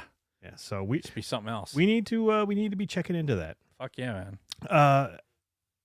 They're going through like a bunch of different movies. They're talking about Schindler's List, Fiddler on the Roof, Saving Private Ryan, Mhm. which was an interesting note that they had about how that's the most requested track by the military. Right. Is the Saving Private Ryan theme, because I guess it's kind of epitomizes the military, and Right. it just Well, I can tell you too. I mean, that's what Spielberg had said. I don't know how fucking. I don't know how true that is, Yeah, that's true. We're But- just taking him at his word. but I think the more telling of that was the silence of the first. I mean, Oh yeah, no soundtrack at all during the invasion. nothing until you get to Ryan's body, Yeah. and then the track starts playing. And I think the takeaway from that, and they talked about it a little bit, but was that John Williams knew when silence and like just low, like less energy had more impact. Right. And he doesn't have the kind of ego to be like, "No, let me jam something in here." Right. Cuz he recognized like this should just be silent. Right. The first 5 minutes of this. And honestly, dude, that you hear it a lot, and I remember seeing it in the theater. Like that the intensity of the first 5 minutes of that movie with the invasion of Normandy. Yeah, it was fucking insane. Yeah, I mean there was a lot of realism built into that there's a lot of World War II guys that it kind of opened up things that had been closed for a while. Oh, I believe it. So, Ugh. yeah, and the lack of soundtrack, the sound of the Higgins boats just crashing against the waves, and then Guys throwing up. yeah, then the bullets just hitting and ricocheting, and Yeah. just a huge impact. Yeah. We could do a whole pod about that movie, but we'll save that for another time. Yeah, So all right, you've got your Book of Justice out. What I don't know why I got it out. okay. I had a thought and I left it. So surprisingly in all of this, as they're going through all these movies, Indiana Jones and all that, they mentioned Star Wars early on. All right, hang on. Before we get to Star Wars, Okay. all right. I have to pee. Oh, all right. So we don't even need to well, I mean, we could take a break. All right, well- because it's only going to take a minute. Yeah, we'll take a very quick break and be right back after this word from our sponsor. Colt 45, it's a dynamite taste, it's a grin, it's a groove, it's a blast. Colt 45, it's a dynamite taste, it's a win, it's a definite blast. Colt 45, and loaded with dynamite taste.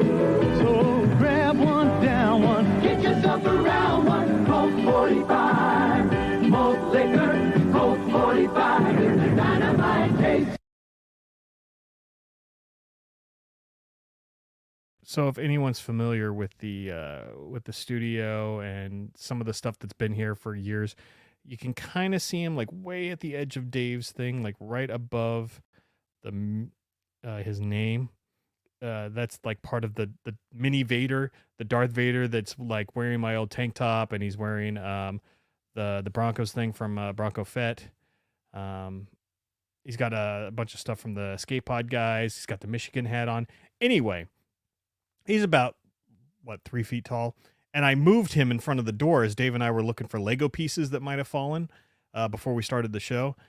And Dave gets up to go pee, turns around, and there's Vader like just standing right in front of the door, blocking it. And then Dave just stops and does nothing. He's just staring at it. They're like staring at each other, Dave and Mini Vader. And finally, I'm like, dude, I moved it there. He doesn't have a mind of his own. Don't worry about it. But in fact, you know what? I'm gonna put him in frame a little bit.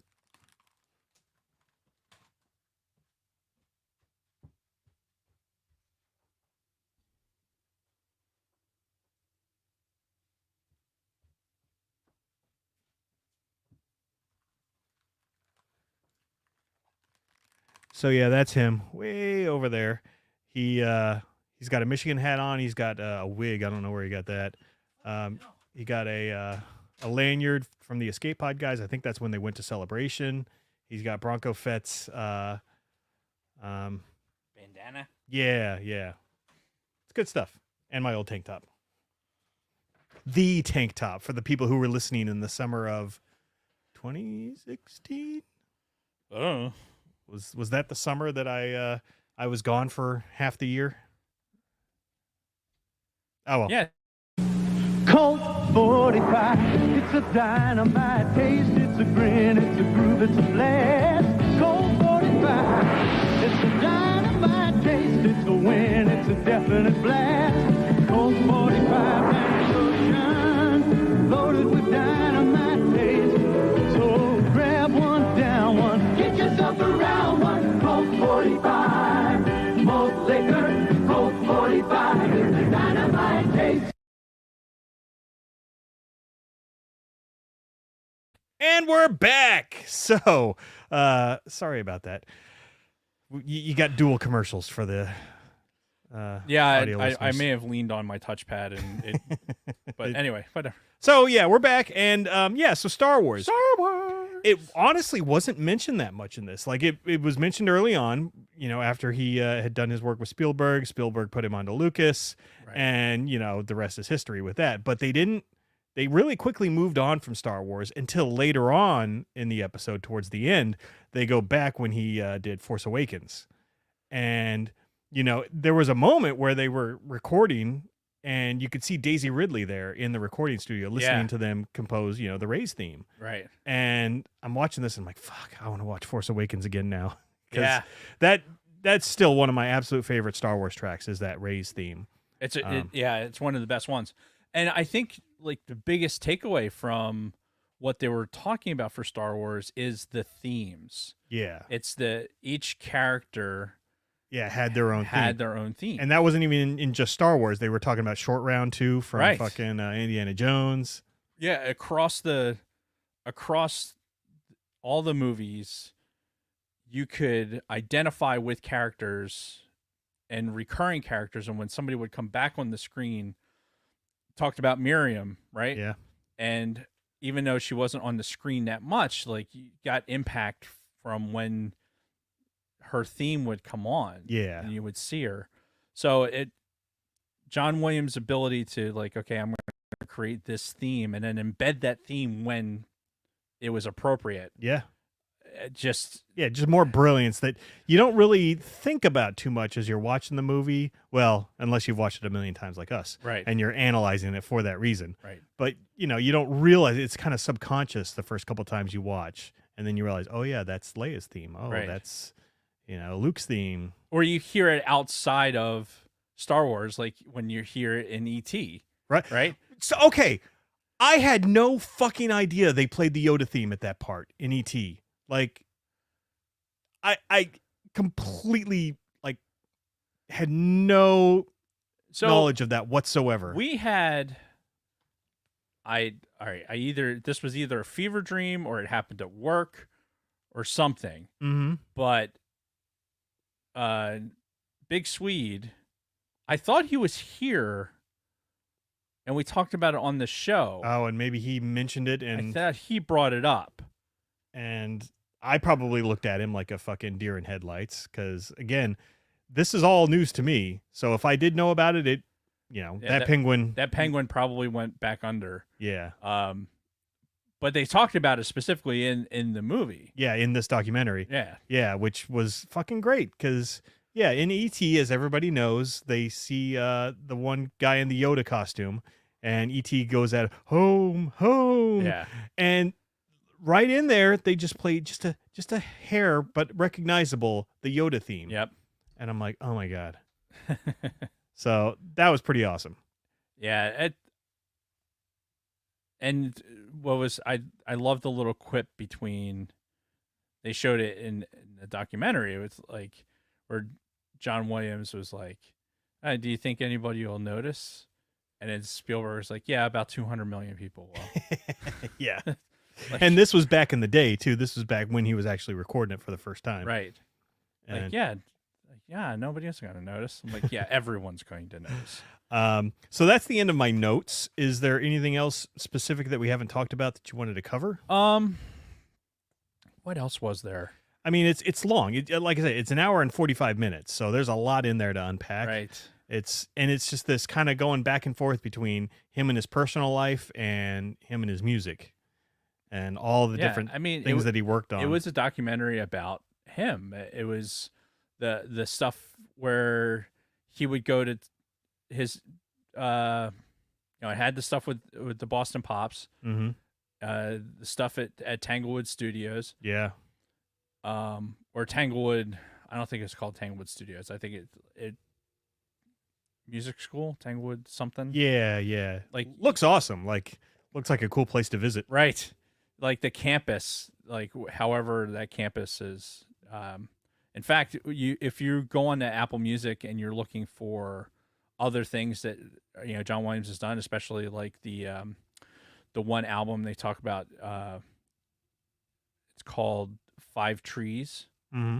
It's one of the non-movie orchestral things that he produced. There's some choral stuff that comes out of Tanglewood, like you see it comes out of there. Working with the students there, and like I love the footage of seeing the students that are working with John Williams, and every student, every musician that all worked with him all had this. It was all positive. Oh yeah. And people talked about how positive he made things, Mm-hmm. when he was working. And it's interesting too, because I remember a time when we were talking about, like, there was controversy with John Williams, and people were saying, like, there was some controversy with whether or not he actually had taken too much credit for some of the music from Star Wars or whatever. And I think it was debunked regardless, and I didn't believe it. Yeah, I was gonna say Anyway. it sounds like a bunch of horseshit. Yeah, it's just haters hating. Oh, speaking of that, I loved when he brought out like some of the original transcripts from like some of his original recordings, like that massive fucking book that he had. Yeah, plunk. Well, and Close Encounters, right? So that's one of those where I loved him getting into the weeds about selecting the 5 notes for the Close Encounters. Right. Dun, dun, dun, dun, dun. When he's talking about it like as a sentence, Yeah. like, and like this is more of a preposition than a closing statement. Sure, you yeah. don't want it to be final, because if it was, then it wouldn't work. Yeah, and they had said the same thing during Harry Potter. Like Yeah. when he did the Harry Potter theme, because it like starts all happy and bright and everything, and then it kind of gets very dark before it ends. Yeah, Hedwig's theme. Yes. From Harry Potter. Yep. And he also talked. One of the things he talked about is continuing with sequels. Yeah. Right, where he would much rather have finished the sequels, because he wanted the music. He didn't want to see the music like change for Right. something that he had already started. So he would rather have done the sequel if it was possible for him to do it. Even though he preferred not to do sequels if he could help it, because he mentioned that as well. Yeah. But it also, these important pieces of work, your Indiana Joneses, your Star Wars, Right. he did all the sequels because that was, his baby. Yeah. And we talked a little bit about Schindler's List, how obviously Schindler's List is a huge, important movie for Spielberg. Oh, yeah. The fact that he was doing it at the same time as Fucking Jurassic Park. Jurassic Park. I didn't realize they both came out in 93. 94. Yeah, that the idea that he was trying to do both of those soundtracks at the same time, and the genuineness of John Williams seeing that movie and going like, I am not. What was the quote? He said, I'm not a good enough composer for this movie. And Spielberg was like, you're right, but that composer died 100 years ago. Right. Right. So, and then when John Williams does come up with,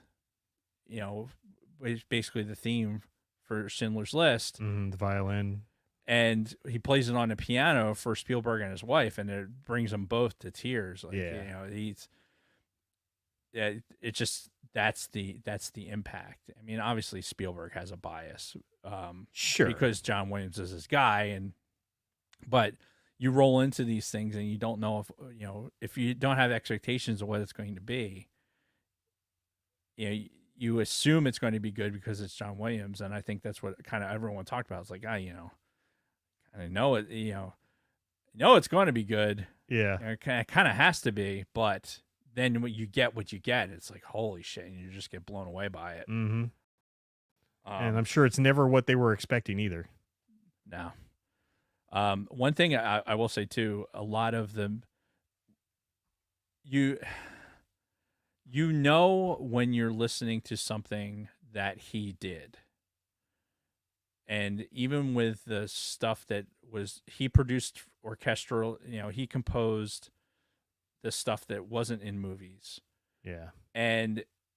But you knew it had there's elements of John Williams that are in those things that you just know. It's like, oh man, okay, that's John Williams. Yeah, and I think that was mentioned once or twice in this documentary. Like, you listen to a piece of music and you know that had some John Williams. It just has the touch of how even just okay, here's this horn transition, or the way the strings are it just there's sound elements in there that you just recognize this is John Williams. Mm-hmm. And I say that not because I have some fucking wonderful ear for it, but I grabbed a bunch of music. It was just all John Williams, right? Mm-hmm.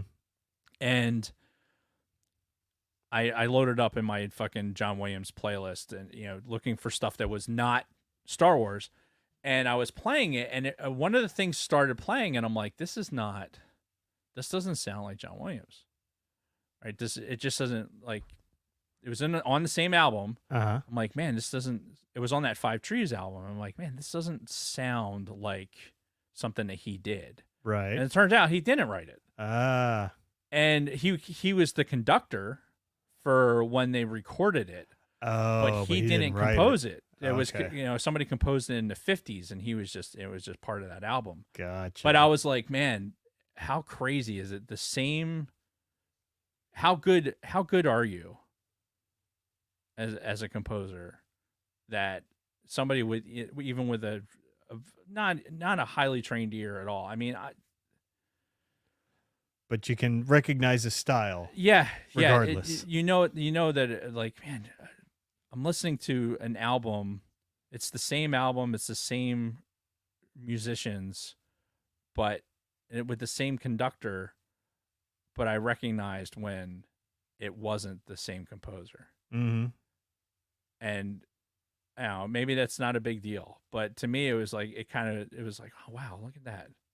That's the difference between him and that. I don't know. All it does is it just amplifies the fact that he's the fucking guy. He's the guy. Yep. And it will be a very sad day if he ever goes. Right. I'm starting to think that he's just going to live forever. Yeah. He's going to reveal that he was Jesus all along. And out back walking on water, doing this thing. Yep. You got anything else before we get into our list? No, let's do our top 5. All right. So again, we decided to do a quick top 5 list of John Williams' work that's not Star Wars. That is not Star Wars. Do you want to start? I will start. All right, let's do it. All right. For my number 5, mm-hmm. and then this was hard, by the way, for anybody who's for anybody who does these top 5 lists for shows or whatever, for somebody who you really, really like, for a body of work that you really, really like trying to make the top 5 is a fucking challenge. Oh yeah, no, I had to go through several revisions. Yeah. Before I came up on a final list. So, and my number 5 is one that we talked about here, but you probably hadn't heard, is that elegy for cello and orchestra. Oh yeah. It's short. It's 7 minutes as part of this album, but it's John Williams, mm-hmm. and it's elements of John Williams. I love how he incorporates strings into his music. I love how the violins. I love listening to all the violins, and he manages to take some of the more obscure instruments, like the oboe or the cello or the French horn, and he gives them like center stage, Yeah, yeah. right? And he just has the ability to be able to do that. And this is one of those things that I could find and I could listen to that I was like, wow, this is one of those moments. Mhm. And I use that as a kind of springboard for people to be like, find John Williams stuff that's not out of a movie and listen to it. Listen to that stuff. Yeah, I'm gonna have to do Dig that deep. now. Dig deep. Because Yeah. it's worth it. It's worth it to hear something different, because that's the mark of a fucking genius. Yep. My number 5 is basically Home Alone. Everything that's not the main theme. The main theme, the do do do do do, Yeah. when they're hugging and all that shit. Right. No, I like all the stuff in between. Like all of the, just everything where fucking what's his name? I keep wanting to call him Ralphie, but Kevin from Home Alone. Like as he's doing all of his stuff, either getting prepared for when the fucking burglars come that night. Mm-hmm. That was a good track. Like all the fun stuff he was doing in between. Do you hurt yourself just sitting there? I wounded myself in the shower. Oh shit. But yeah, no, that whole Home Alone soundtrack, like you said before, it's very Christmassy. Yeah. You know, a lot of bells and flutes and just it was good. It was a really, really good soundtrack. And nothing against the main theme. It's fine. But that's not what I'm talking about. I'm talking about all that stuff that really kind of sets the mood of the movie itself. Yeah. Within it. So Yeah, all the background stuff and the transition stuff and just All right. My number 4, Jurassic Park. I mean, it's an iconic theme. Yep. And they talked about it quite a bit during this documentary, that when they're flying in and the doors open and yeah, just especially like watching that in the movie theaters, and you got that soundtrack blasting as you're watching these big fucking doors open. It's just like, oh. Yeah. With any of the themes, I think. Yeah, you know what? I'll save that for the end. Yep. So My you're 4. My number 4 is, I went track specific. Okay. Like, so my number 4 is it's the end credits and the finale of Indiana Jones: The Last Crusade. Okay. So I've talked about it before. Like, if you want to get some of the best of John Williams' performances, of his composing, just make a playlist of the finales. And in fact, I should probably just give that to Lunar Girl to put on Spotify and just be like, this is the John Williams playlist, right? Right. Because it's on my phone as John Williams finales, because it's banger after banger after banger. Mm-hmm. And you're not talking the closing credit finale? Yes. Okay, Yes. yeah, like he does in Star Wars. Yes. Where goes through all the different characters' Yep. themes and Yeah. So the ones for Last Crusade, because there's Last Crusade's my favorite Indiana Jones anyway, so there's a bias there. But what I like is there's the obvious transition from what's happening at the end of the movie and telling that story, and then to here's the Indiana Jones standard thematic stuff, and then it goes back and forth between the two things, and it's some of the cleanest, best work, I think, for the Indiana Jones theme. Yeah. Because you're picking up all of the elements in it. So that's one of my fucking favorite. Yeah. And Indiana Jones ended up not making my list. Like the main theme is great, but it was a cut I had to make. Yeah, I mean something's got to go. Yeah. Right. So you're 3. My number 3 is the Jurassic Park theme. Okay. And this is not Welcome to Jurassic Park. So if you take the Jurassic Park soundtrack and you have Welcome to Jurassic Park, which is like a 8-minute long thing, and it has the Jurassic Park theme inside it, but there's a lot of fore and aft stuff that is extra. I'm talking about, I think it's the second track. Mm-hmm. It may not be. It may be out of order because it's on one of my playlists and I forget exactly which track it is on the album. But it's just the Jurassic Park theme, and it's about 3.5 minutes. Are you talking the da da da da da da? It starts out like it's very distinctive in how it starts, and then it goes into dun, dun, dun, dun, dun, dun, dun, dun, dun, dun, dun, Okay. dun, dun. Okay, And so then that one. it builds into that crescendo where, and then it blows the whole thing. It starts blowing out the whole thing. And I like the shorter version of that. I think it's, I don't know. It's one of those just like, oh fuck, that's Jurassic Park. It's just more concise. Yeah, and you look, it's you're gonna. I don't know a person that's not going to listen to something from John Williams and not be able to identify which movie it's from. Right? Because everything has Indiana Jones and Star Wars share a lot of themes. I think there's a lot of overlap there. Sure. But almost everything else is like, okay, that's Close Encounters. Okay, that's Far and Away is obviously way different. Like Yeah. Fiddler on the Roof obviously is way different. But he does have similar styles too. Like I was saying with like Home Alone, for instance, he uses a lot of like bells and flute and all that. Right. And that's the exact same stuff he uses in Ray's theme, which is why I like it so much. Right. So just something to think about. So But yeah.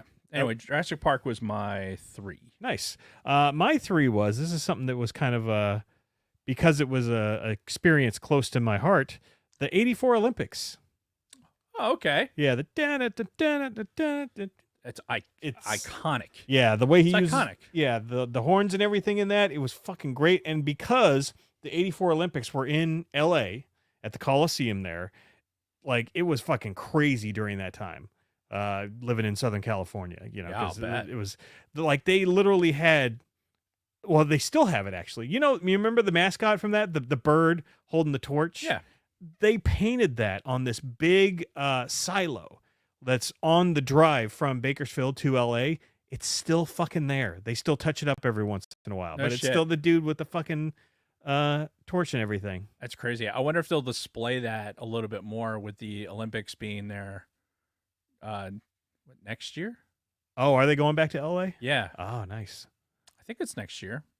Yeah, I don't know. I can't keep track of all the Olympics, but I will say that 84 Olympics theme, fucking Yeah. And that's one of those too where it's like if somebody wants to have a conversation about, oh, what has John Williams done besides Star Wars? I'm like, oh, have you heard this? right. Like, oh yeah, that's John Williams. Yeah, I could probably play you about 30 tracks that you'd recognize, and they're all Right. him. Yeah. So shut the fuck up. Yeah. My number 2, the Superman main theme. Yes. Dun, dun, dun, dun, dun. I would have pegged that for your number 1, to be honest. Yeah, no, it was close, but only because I like the other theme better. But yeah, this Superman theme is perfect. It's perfect for that character. It's it's very triumphant. It's very big, but it's also very not quite sure how to describe it. But you think about it as Superman. He's this big, just I can't even put it into words. But What I like is that he recognized when he had the opportunity to do the Superman theme, and he talks about it in that documentary. It's like he read the comic, right. So he was like, "Oh man, I got Superman." Like it's almost like he knew in his head that he played that soundtrack Yeah. in his head. Oh, I'm sure. Before he ever had the opportunity to actually be the guy to write the fucking soundtrack. Yeah. Yeah, it just had this triumphant sound that was still like good because Superman was like just pure good. Right. I don't know. It was fucking brilliant. It was, yeah. It is one of the best, and I will give you a spoiler or whatever. But my number 2 is the Superman theme. Oh, no shit. Yes, and That's great. It's because it is one of the perfect themes. Yeah. And for something it was done in 78, something we didn't talk about really when after his wife had passed, he went right into one of the most productive times in his career. Yeah. Was that 77, 78 timeframe when Yeah. Star Wars. It was and just banger the after Close banger. Encounters and yet, you know, it was just he described it as like creatively it was like she was helping him. Yeah, like You know, his from the- muse almost. Yeah. So with Superman, it was just one of those things where he was excited to do it. I truly believe that he had it in his head what that sounded like. I could definitely see that. And because he had even mentioned it, is like, oh yeah, when you know he saw the movie to be, you know, write the music, and he's like, oh, I couldn't wait to get that one scene with him and Lois. And yeah, they were flying together. yeah, and he was just excited because you could tell he had this all in his head, and he was just waiting for the opportunity to do it. Yeah, and you know, speaking of that, aside from the main theme, the rest of the soundtrack is really good as well. Oh yeah, the whole thing is good. Yeah, just it's good shit. Yeah, the whole thing is really good. All right, your number one. My number one is the end credits of E.T. Oh, okay. Yeah. So in the documentary, they showed the guy doing the piano Yeah. for the end credits. You know, you hear dun dun dun dun dun dun dun dun dun Yeah. dun dun dun dun. Yep. And they show the guy working it, and John Williams has said, yeah, I gave it to him, you know, so far in advance so he'd be able to practice it. So when we actually got into for recording, and John Williams being a piano player, like you could tell it's like this is going to be a really, really challenging piece. So he was like, there was like expectation there. Yeah, yeah. And going from that into like the transitions into, oh, I got goosebumps. The transitions into like the pieces from that piano piece, and then it springs into like you have, you know, triangles and like Yeah. all right. It just crescendos into I'm playing it in my head right now. Throughout that entire sequence, it is the triumph of the human spirit, whatever. Right. Like, I can't think of something better to say, but it is like just this triumphant like crescendo of just building of all this music, and you get the entire orchestra involved in it. Like you almost hear every instrument that is playing throughout this thing. Oh yeah. And the way it starts, the intensity of it, you know, like the piano is being it's good, and it's played. fast too. It's like the piano is being played. There's nothing light about anything that's going on at a piano, and it's going dun dun dun dun dun dun dun. I'm not a huge ET guy. Oh Like, yeah, we've talked about that You've before. made that clear on the pod. But there are parts of this soundtrack that are fucking phenomenal. Well, why don't we just bounce to my number one, because my number one is also in ET. It's that the Flying theme. the flying thing, the bike over the moon, Mhm. as Spielberg referred to it in the documentary. But yeah, no, it's such a beautiful theme. It's powerful. It like, of all of his non-Star Wars stuff, this is the one that like gives me an emotional response, or the most emotional response of any of his other works. And like I love it. I love the lead up to it, because you know it's just like very dramatic at first. And you know, you can hear it, it's like building to this crescendo, like you're hearing the rest of the like the violins and everything, and then finally yeah, just like Yeah. that's so good. It is really good. And of course that was a pivotal moment in the movie as well, Oh yeah. you know, where E.T. took him flying for the first time, and it just so good. Yeah. Like I said, that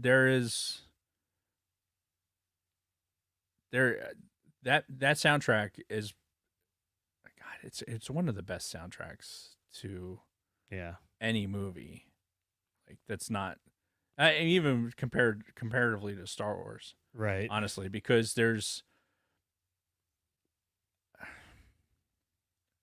I don't like the movie, but I really like the soundtrack. Yeah.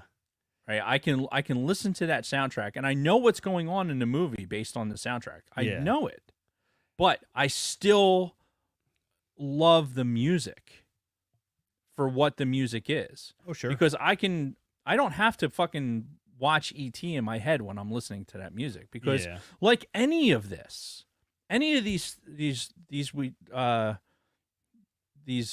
pieces that we describe, these pieces of music that we're talking about, and any of the John Williams stuff, it was generations from now, it'll be less about the movie it was in. It's going to be more about the music itself. And Right.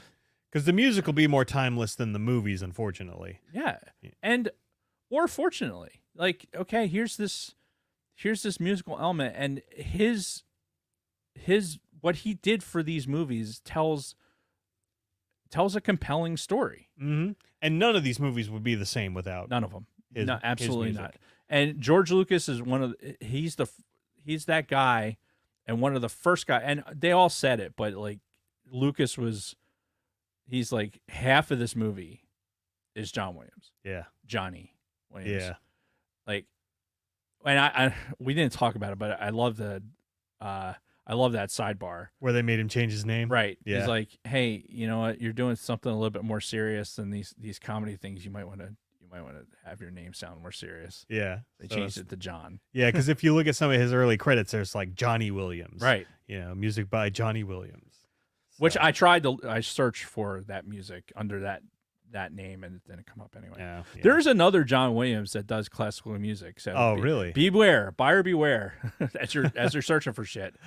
You know, find the dude's picture, because that's not John Williams. That's funny. John Williams. Now it's got to be finished by Danny Elfman. But yeah, my point to that diatribe was, this music tells a story just like Vivaldi, just like Handel, just like Mozart. It doesn't matter what the story was originally. Mm-hmm. You know, what operatic thing it was for, what movie score it was for, or anything else. Like, you can sit there and listen to this music, and you can have a story in your head that is going along with it. Yeah. It amplifies your imagination for what it is. Yeah, I think you could, like 100 years from now, you could probably give this soundtrack to somebody, just some random person, and they'd probably, really enjoy it, appreciate it, and like you said, come up with their own things in their head as to what was going on. And honestly, there's a part of me now, after seeing the documentary, that the only thing I really gained from this documentary is a little bit better understanding of the how.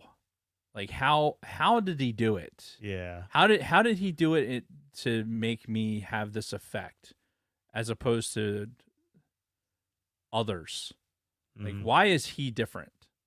And it's not just because of Star Wars. Because I don't have to like the soundtrack to E.T. I don't have to like, there's a lot of Spielberg shit that I don't like. Right? Spielberg's not my favorite. I know, blasphemous, but he just isn't. But John Williams is consistent. Yeah. Like his sound is good in my ear. So, that's a horrible sentence, but that's all I can come up with right now.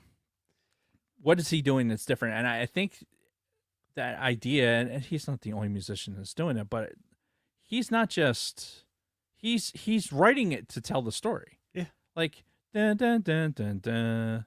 Like, they thought out, what do we want this to say?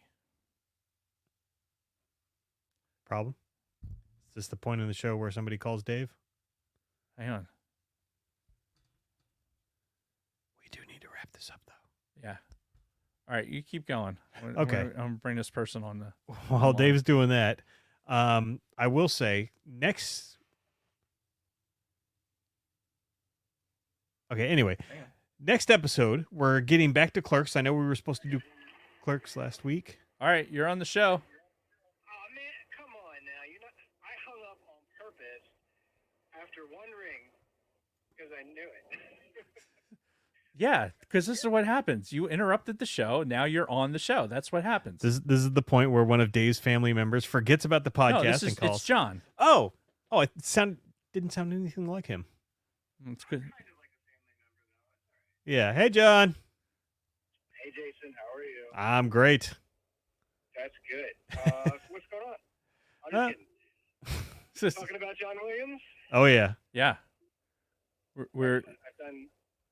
Where are you up? Where I'll show you my pitch for one of his underrated scores, and it is if you haven't talked about it already, and I'll take your comments off the air. Is the movie Hook? Interesting. I don't remember much from that movie, honestly. I've seen it once. Yeah, Robin Williams, but it's another Williams. Great. It's a great score that John Williams did. Anyway, Yeah. All right, Steve, call me when you're on your way home. I'll talk to you later. all right. All right. Bye. See you, John. Farewell to Neverland is actually a really good track off of that score. Huh, I'll have to look it up. It tells a story. Yep. So anyway, next episode, we're doing Clerks for real this time. And then after that, it's going to be Skeleton Crew for a while. Yeah. So you got any final notes? Let's see. I think that's an old note. Escape Pod, Swede doing a second. Well, Swede will be dropping a second song from his death metal band Till the End in the near future. You can follow them on Swede Studios YouTube account, and you can also find them on the socials. So the band's name is Till the End. All so right. give them all the follows. Yes. Layman's Terms released Sunday Morning Gaming this past Sunday. You can give them a listen on the YouTubes. I think Escape Pod is free balling. And leave us a review and buy shit from the TeePublic merch shop. And you will do it. Yeah. If you've listened to the show for however long, you've probably heard the spiel. Thank you, More Patreon than supporters. Yep. And just real quick. All right. I'm going to close with this. I know I mentioned I was going to say something about the election because tomorrow is the fucking election. It is. Thank God it's almost over. But just remember, everybody, regardless of who wins, your life is not going to change. You're still going to get up the next morning. You're still going to go to work. You've still got your family that loves you. You've still got bills you have to pay. Regardless of who wins, be it Orange Man or Cackling Woman, it's going to be fine. Everything's going to be fine. It's not the end of the world. And for the love of God, don't do anything stupid if your person doesn't win. Yeah. And that's pretty much it. Our lives are going to be barely any different. So keep that in mind. It's not the end of the world. All right. Big facts. And that's it. The end. All right. So that's it. All right. Thanks everybody for joining us. I'm like, what is he doing? Why is he? Thanks everyone for joining us. The John call threw me off. That's what Yeah, it throws off everything. And we'll see you in 2 weeks when we talk about Clerks. Cheers, bitches. Okay, what am I clicking? All right. Where did that come from? Well, I mean, I know what I click, so now. That's good. But yes, people, don't go crazy over the election. At the end of the day, and that's the thing. At the end of the day, all of this shit that we're fighting about, the Democrats versus Republicans, your abortion shit, your fucking your guns, all this other stuff. This is all shit that they use to keep us fighting against each other so that we don't understand what the real war is. And the real war is the rich versus the rest of us. They're the ones that are manipulating everything. Everything in our politics it's run by the fucking billionaires. And yeah. So, listen, kids. You know what the real? Here's the thing. Control your controllables, right? Yeah. What can you do? You can vote. You can go vote. Yeah.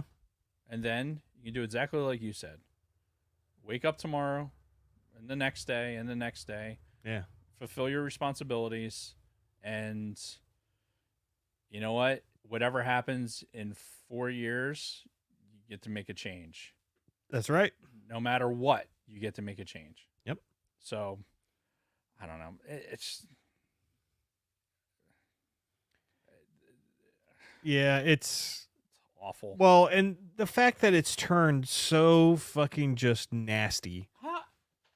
I have never in my life I think we've talked about this before. Yeah. But the amount of propaganda, and maybe it's because we're trained specifically to recognize it. Well, and I but- think a lot of it's the internet too. Oh, Well, it's most all of it's the internet. Yeah. Oh, look, the fucking internet. Let's face it. Not related to elections, but just as a general overview. Mm-hmm. People have this. They don't realize that shit that they do on the internet has consequences, right? They think that they forget that things in real life have consequence. Sure. Case in point, the Jason Kelsey thing. Did you hear about what happened? No. So Jason Kelsey was up in State College for this past month. On Saturday was Penn State, Ohio State, which I don't want to talk about it. But Jason Kelsey was on campus, and apparently some fucking student who was recording him on his phone. He basically said that his brother was a faggot because he was dating Taylor Swift, and was trying to get to elicit a response. He was trying to get a reaction on Jason. And what Jason did was he was basically tired of this kid, so he grabbed his phone and fucking spiked it. Nice. Right, and then proceeded to pick up the phone and take. I think he gave the phone back later, but like the kid was just. He continued to keep poking and poking because he wanted a fucking reaction. And he got one. He is lucky that the dude, a professional football player, right? That the guy could have ripped this kid in fucking half. Oh yeah. But this fucking, it's the atypical mentality of like, oh, I can say whatever I want and nothing's going to happen to me until something does. And then Jason Kelsey obviously is going to be wrong because he's the one that like laid hands on the kid. Right. And which he didn't. So, good on in that situation. I don't know that I could have been like, I take a lot of medication to keep me rational. You know what I mean? Yeah. Like to make sure that I don't fucking flip out and rip somebody in half. Yeah. Because otherwise, there'd be a lot of damage done, and I'd probably be in jail. Yeah. I mean, it's just what it is. What it is. Yeah. Thank God for pharmaceutical science. Yeah, and then this shit has bled into politics, and it's just Yeah. It's gotten so fucking ridiculous. Like it's to the point now where I mentioned this before a few episodes ago. I don't look at news websites anymore. That used to be part of my daily routine. Is I'd check my Google News feed like in the morning, once in the afternoon, once in the evening. Don't do it anymore. I don't look at any news because I can't stand all the fucking political shit. Yeah, it's so caustic. Yeah. And honestly, I voted early.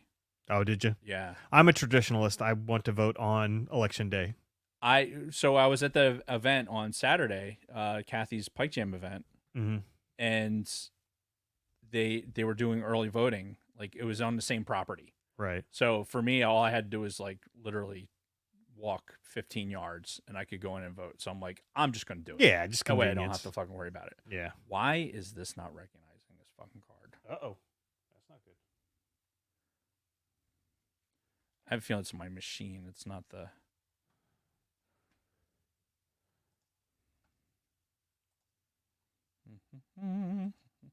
reactor.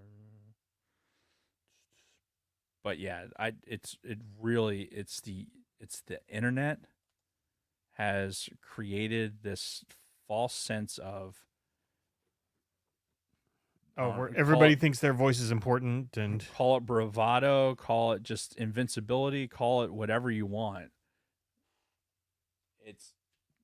It's fuck around and find out is what it is. And Yeah. that's what's enabled a lot of this. And God, it's just absolutely fucking poisonous.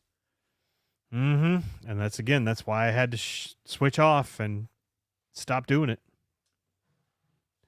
And yeah, I think pretty much a lot of people in the chat, Smirking Bear definitely agrees. Yeah, the best thing about the fucking election day coming and going is going to be the fact that we're not going to have to listen to it anymore, regardless of the outcome. I don't even give a shit.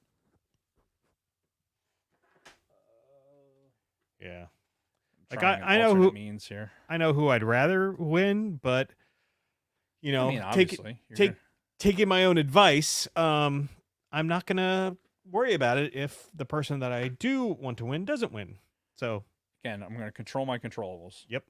All right, you're going to cast a vote and hope for the best. And that's all you can do. That's your civic duty. Yep. This worked. I just had to use a different adapter. Okay. Cool. Reactor. Well, I'm staring at the reactor right now. Or no, I'm looking at it right now. Something like that. I told you Bob's never seen Robot Chicken Star Wars, right? Mm-hmm. Well, we're going to Pittsburgh at the end of the month, and I'm forcing him to watch it. Going for a Magic tournament. Oh, I was going to say, is... Nah, no con this time. Go for Palpatine. All right. I think it's time to switch off the stream, but thanks everybody who still hung out. Yep, we got it. We got the transfer. Yep. Go vote and don't sweat the results. Yep. We will see you next time, regardless. Peace, bitches.